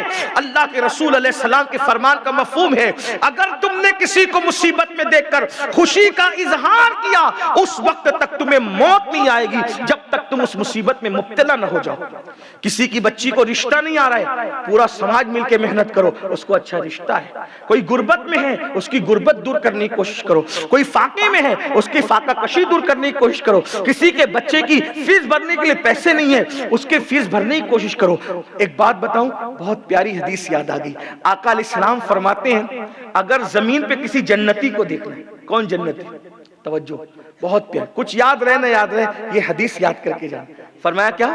زمین پر کسی جنتی کو دیکھنا ہے، فرمایا اس بندے کو دیکھ لو جو لوگوں کی مصیبتیں دور کرتا ہوں۔ ایک اور حدیث سن لیں، حضرت عبداللہ ابن مسعود یا عبداللہ ابن عباس، دونوں میں سے کوئی ایک مسجد نبوی میں اعتکاف کر رہے تھے۔ ایک شخص قرض سے پریشان ہو کے آیا، کہنے لگا کہ حضرت میں قرض والے مجھے ستا رہے ہیں، میرے پاس پیسے نہیں ہیں، حضور قرض کی ادائیگی کے لیے کچھ کیجئے۔ تو وہ مسجد نبوی سے اٹھے، جوتے نکالنے لگے، اور کسی نے کہا حضرت کہا کیا آپ نے اعتکاف میں ہے نا، باہر نکلو گے تو اعتکاف ٹوٹ جائے گا۔ میں بیٹا آج اعتکاف ٹوٹ جائے گا نا، پھر اس کی قضا کر لوں گا، لیکن میں نے اپنے نبی سے سنا جو کسی کی مصیبت دور کرنے کے لیے ایک قدم چلتا ہے اللہ اس کو 2 سال مسجد نبوی میں اعتکاف کرنے کا ثواب عطا کرتا ہے۔ کیا سمجھ رہے ہیں؟ مصیبتیں دور کرنے والے، کسی کو کانٹے میں بھی دیکھو تو کانٹا نکال سکتے ہو تو نکال دو، نہیں کچھ کر سکتے یار مسکرا کر لوگوں کو خوشی دے دو، پریشانی مبتلا کرنے والے نہ بنو۔ 8ویں خصلت کیا؟ مخلوق کی مصیبت۔ 9ویں خصلت نیک کی کیا؟ وہ لالچی نہیں ہوتی۔ جو نیک ہوتا ہے وہ لالچی نہیں ہوتا۔ آج لالچ بھی ہے لوگوں کے، دیکھو ڈھونڈو نا کتنے نیک ہو، جنت کا سرٹیفکیٹ لے کے گھومتے ہو نا، غوث پاک کے نزدیک کتنے نیک ہو، کتنی لالچ ہے، کتنی لالچ ہے بتاؤں؟ سب نہیں لیکن سنو، اگر 4 جگہ کی دعوت آئے گی نا شادی کی، وہ سوچیں گے کہ کس کے کھانا اچھا بنا ہوگا، اتنے لالچ ہے نا۔ اگر کوئی ٹھیلا ڈھکیلنے والا پہلے شادی کا کارڈ دے کے گیا، وہاں نہیں جائیں گے، کیوں؟ ارے یار وہاں تو کوئی بریانی بنی ہوگی، 8-10 ڈش تو فلاں کے وہاں ہوگی نا، وہاں چلو۔ مطلب آپ کے نزدیک جو کھانا غلاظت بنے گا اس کی اہمیت ہے، آپ کے نزدیک دلوں کی اہمیت۔ لالچی ایسے لالچی، اتنا ملے تو اتنا مل جائے، اتنا لالچی مت بنو، کیونکہ نیک لوگ لالچی نہیں ہوتے۔ ایک بات آپ سے کہوں، کتنا ہی بڑا آدمی آئے، بادشاہ ہو یار، بادشاہ کچھ کیا دے گا کوئی؟ اتنا بڑا بادشاہ آپ کا رب ہے، بادشاہوں کا بادشاہ آپ کا رب ہے، اس کو سن لیں، اس کو سن لیں، صرف کیا بادشاہوں کا بادشاہ آپ کا رب ہے۔ اور وہ کتنا پیار کرتا ہے پتہ ہے؟ مجھ سے کون کتنا پیار کرتا ہے مجھے نہیں پتا، لیکن مجھے ایک بات سمجھتی ہے، مجھ سے سب سے زیادہ اگر کوئی پیار کرتا ہے تو وہ دو ہستیاں ہیں، ایک تو اللہ کا رسول ہے اور ایک تو اللہ ہے۔ اللہ کروڑوں ماؤں سے زیادہ ہم سے پیار کرتا ہے، کروڑوں ماؤں کا پیار ایک پلڑے میں رکھا جائے، اور اللہ کا پیار، تو جو رب ہم سے کروڑوں ماؤں سے زیادہ پیار کرتا ہے اس کو چھوڑ کے کس سے لالچ کر رہے ہو؟ ارے کون لوگ دیں گے اپنی حیثیت کے مطابق دیں گے، اللہ دے گا تو اپنی شان کے مطابق دے گا۔ اگر آپ اجازت دیں تو اس پہ ایک چھوٹا سا واقعہ یاد آیا ہے۔ ہمیشہ اللہ سے لو، اللہ سے مانگو، بندوں سے نہیں، لو اللہ سے لو۔ میرے اللہ کے خزانے میں کیا کمی ہے؟ کیوں جھوٹے ہو؟ سچے بندے بنو، بندے ہی بن جاؤ، بیڑا پار ہے۔ لوگ ٹھوکروں میں آئیں گے، بادشاہ آپ لوگوں کے سامنے ہاتھ باندھ کے کھڑے ہیں۔ کہتے ایک مرتبہ محمود غزنوی شکار پر گئے، شکار کے لیے گئے، شکار کرتے کرتے، چونکہ شکار کا بھی نشہ بڑا عجیب ہوتا ہے، اندر اندر اندر اندر گھس، جیسے آپ لوگ موبائل کے گیم میں اندر اندر گھستے ہو، ویسے ایک دور میں شکار تھا، نہیں ملتا تھا تو اور آگے اور آگے اور آگے، آدمی دھن میں تھا، گھستے چلے گئے، جنگل جنگل جنگل، شام ہو گئی۔ اب شام ہوئی، بادل گھرائے، بادل گھرائے، ایسے زوردار بارش ہوئی، جائے کہاں؟ ایک جھوپڑا دکھا، جھوپڑے میں گھس گئے، وہاں ایک بڑے میاں رہتے تھے، بڈھے بابا، اندر گئے، انہوں نے پہچانا نہیں بادشاہ کو، وہ تو جنگل میں رہتے تھے، جنگلی تھے، لیکن تھے مسلمان، اخلاق والے آدمی۔ انہوں نے بکری ذبح کی، بھونا کھلایا، رات بھر رکھا، صبح ماحول ٹھیک ہوا۔ جب بادشاہ جانے لگا تو انہوں نے بادشاہ کو پہچانا نہیں، بادشاہ کے ساتھ اتنا احسان کیا، رات بھر اتنی آرام دیا۔ بادشاہ نے کہا یہ اپنی انگوٹھی دیے جا رہا ہوں، جب کبھی کوئی مصیبت آئے تو یہ انگوٹھی لے کر کے محمود غزنوی کے پاس آ جانا، کوئی مصیبت آئے بتا دینا بس یہ انگوٹھی۔ وہ بڑے میاں نے لے لی، بہت دن گزرے، اس کو کوئی کام ہی نہیں پڑا۔ ایک دن بہت مصیبت میں پھنس گئے، کچھ چاہیے تھا، سوچا ایک آدمی اجنبی مسافر آیا تھا، انگوٹھی دے گیا، ابھی تک میں نے استعمال نہیں کیا، تو وہ انگوٹھی لے کر کے گئے، جیسی گیٹ پہ بتایا، دروازے پہ جو دربان کھڑے تھے انگوٹھی دیکھ کے ان کو اندر کر دی، آگے کھڑے تھے انہوں نے اور اندر کیا، آگے حتیٰ کہ جو بادشاہ کا مین کمرہ تھا اس میں جو دربان تھے انہوں نے بھی اندر کیا۔ جب اندر گئے تو کیا دیکھا، بادشاہ مصلے پہ تھا اور ہاتھ پھیلا کے کہتے ہیں اللہ اے اللہ اے اللہ، کچھ لیے بغیر لوٹ گئے، کچھ نہیں مانگا، لوٹ گئے۔ تو بادشاہ کو ایسا لگا کوئی آیا تھا اور ملے بغیر چلا گیا، تو پوچھا کوئی آیا تھا ملے بغیر گیا؟ کہاں؟ ایک بابا آیا تھا، انگوٹھی بتایا، وہ آپ کی جو انگوٹھی تھی جو بہت دنوں سے ہاتھ میں نظر نہیں آ رہی، اور وہ چلا گیا۔ بادشاہ نے کہا بلاؤ اس کو، لاؤ، وہ فلاں فلاں جنگل میں رہتا ہے، میں جانتا ہوں اس کو، بلاؤ۔ بولا بابا آپ آئے تھے؟ جی آئے تھے، بغیر مانگے چلے گئے؟ کہا کہ کچھ سیکھ کے گئے ہوں۔ کیا؟ مصیبت آئی تھی، کچھ چاہیے تھا، آپ نے کہا تھا کہ بادشاہ کو بتا دینا، بادشاہ کی انگوٹھی، تو میں آیا تو یہ انگوٹھی بتا کے تو مجھے اندر داخل کر دیا گیا۔ اے محمود، اس دن تو میں نہیں پہچان سکا آپ کو، لیکن آج پہچان گیا کہ انگوٹھی آپ ہی کی، اور آپ ہی بادشاہ، میں نے آپ کی خدمت کی۔ کہا مانگا کیوں نہیں؟ کہا جب میں نے دیکھا مصلے پہ تو یا اللہ کہہ کے مانگ رہا ہے، تو میں نے سوچا اللہ جیسے تیرا ہے ویسے میرا ہے، تو جب میں تجھ سے کیوں مانگوں، پھر اس سے نہ مانگوں۔ بھکاری سے مانگنے کی بجائے ڈائریکٹ بادشاہ سے کیوں نہیں مانگوں؟ بھکاری دے گا تو کیا دے گا؟ چھوڑو سب کی آس، اپنے اللہ سے لو لگا، جب وہ دیتا ہے تو دینے والا بنا دیتا ہے۔ تو لالچ مت کرو، لالچ سے نکلو۔ تو غوث پاک فرماتے ہیں 9ویں خصلت لالچ نہیں کرتا، 10ویں اور آخری خصلت نیکوں کی، وہ تکبر نہیں کرتا، بہت عاجزی کرتا۔ اس کی زندگی عاجزی میں ہوتی ہے، بہت عاجز مزاج ہوتا ہے، عاجزی کرتا ہے، یعنی کہ اس کو کوئی غصہ نہیں آتا مجھے کرسی کیوں نہیں ملی، مجھے چٹائی پہ کیوں نہیں بٹھایا، مجھ سے پوچھا کیوں نہیں، میرا نام کیوں نہیں لیا، یہ سب گھمنڈ ہے، تکبر ہے۔ ارے اگر کرسی نہیں دی نیچے بٹھایا، اللہ تیرا شکر ہے میں تو نیچے بھی بیٹھنے قابل نہیں تھا لیکن لوگوں نے مجھے بٹھایا تو نا، اگر نہیں بٹھایا کھڑے کر کے رکھا، اللہ تیرا شکر ہے کہ تو نے، میں تو کھڑے رہنے کے بھی قابل نہیں تھا محفل میں، مجھے لوگوں نے کھڑے تو کیا نا۔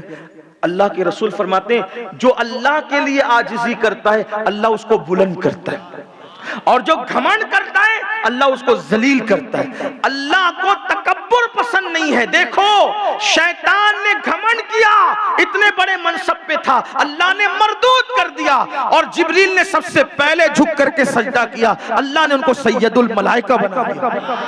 دولت کا گھمنڈ، حسن کا گھمنڈ، نسب کا گھمنڈ، علم کا گھمنڈ، عمل کا گھمنڈ سب نکال دو اور سوچو میں کیا ایک بندہ ہوں۔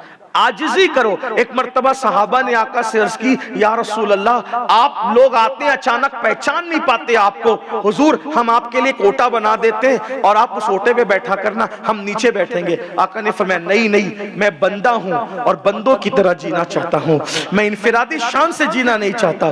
ایک اور حدیث سن لیں، بہت پیاری حدیث ہے۔ میرے آقا علیہ السلام ایک سفر میں تھے اور اس سفر میں جنگل میں اترے تو لشکر کے لیے کھانا پکنا تھا، لشکر کے لیے کھانا پکنا تھا۔ آج کل کچھ لوگ ہیں جو گھر میں اٹھ کے پانی بھی نہیں پیتے، بیویوں کہیں گے پانی لاؤ، بچوں کہیں گے پانی لاؤ، یہ سب حال ہو گئے۔ کچھ کام اپنے ہاتھ سے نہیں کرنا، جبکہ حضور علیہ السلام بکری کا دودھ خود دوتے ہیں، بازار جاتے ہیں۔ اماں عائشہ جب کبھی کبھی بیمار پڑ جاتی ہے تو آٹا گون کر کے ان کو خود دیتے ہیں۔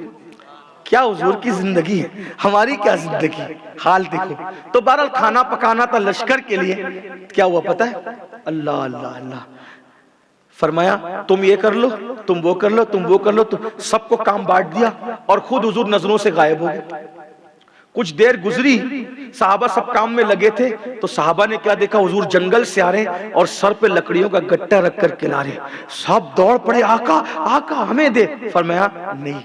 حضور آپ کیوں جنگل گئے؟ فرمایا میں نے تم سب کو کام بانٹ دیا تھا، یہ کام رہ گیا تھا، یہ مشکل تھا تو میں نے سوچا یہ کام میں ہی کر لوں۔ یہ حضور کی زندگی۔ عاجزی اختیار کرو۔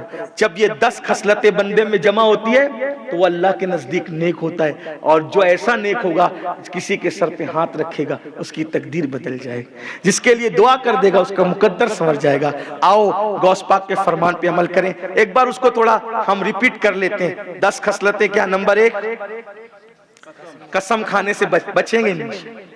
آج سے بدلیں گے کہ نہیں بدلیں گے؟ ذرا ہر ایک جملے پہ غوث پاک کے نام پہ ہاتھ اٹھا کر کے بتائیں۔ قسمیں کھانے سے بچیں گے انشاءاللہ، جھوٹ بولنے سے بچیں گے انشاءاللہ، وعدہ خلافی کرنے سے بچیں گے انشاءاللہ۔ دیکھو یہ بھی وعدہ ہے، اس کے خلاف مت کرنا، وعدہ خلافی کرنے سے بچیں گے انشاءاللہ۔ کچھ لوگوں کی نیتیں ڈاماڈول ہے کیونکہ ہاتھ جب وعدے کی بات آئی تو نیچے کر لیا۔ ذرا دیکھیں تو کتنے لوگ ہیں وعدہ خلافی سے بچیں گے انشاءاللہ۔ میرے بھائی وعدہ کرو تو بھی جھوٹ سے بچنا ہے اور نہیں کرو تو بھی عمل کرنا ہے۔ وعدہ خلافی سے بچیں گے انشاءاللہ، لعنت کرنے سے بچیں گے انشاءاللہ، بد دعا کرنے سے بچیں گے انشاءاللہ، مسلمانوں کو زبردستی اپنی ذاتی اناد میں کافر کہنے سے بچیں گے انشاءاللہ، گناہ سے بچیں گے انشاءاللہ۔ اس کا مطلب آج فجر کی نماز میں راجکوٹ کی مسجدیں بھری رہے گی انشاءاللہ۔ مخلوق سے تکلیفیں دور کریں گے انشاءاللہ، لالچی نہیں بنیں گے انشاءاللہ، لالچ سے بچیں گے۔ یہ جب یہ میری بہنیں جو سامنے بیٹھی نا، بیٹے کا رشتہ لے کر کے جاتی سوچتی کوئی بڑا گھر ملے تاکہ جہیز زیادہ ملے۔ جہیز اچھا لاتی ہے اور بہو بگڑی ہوئی لاتی ہے۔ جہیز کیا کام آئے گا؟ جہیز تمہاری کوئی خدمت کرے گا؟ جہیز کے چکر میں ایسی ویسی بہو اٹھا کر لاتی ہو، پھر ساری زندگی ستاتی ہے، روتی رہتی ہو یہ کہاں سے میں لے آئی؟ تو تو نے تو جہیز کی لالچ کی، لالچ کا گھر خالی رہتا ہے۔ لالچی نہ، لالچ کریں گے؟ بولو لالچ کریں گے؟ نہیں کریں گے انشاءاللہ۔ اور تکبر کریں گے؟ عاجزی کریں گے انشاءاللہ۔ اور جب عاجزی کرو گے دنیا بھی سنور گئی، آخرت بھی سنور گئی۔ یہ غوث پاک کا خطاب تھا جو میں نے پڑھ کے سنایا۔ غوث پاک قبول کریں، ان کا رب قبول کرے۔ اللہ آپ ہم سب کو عمل کی توفیق عطا فرمائے۔ گفتگو کے درمیان کوئی غلطی ہو تو اللہ معاف فرمائے۔ السلام علیکم ورحمۃ اللہ۔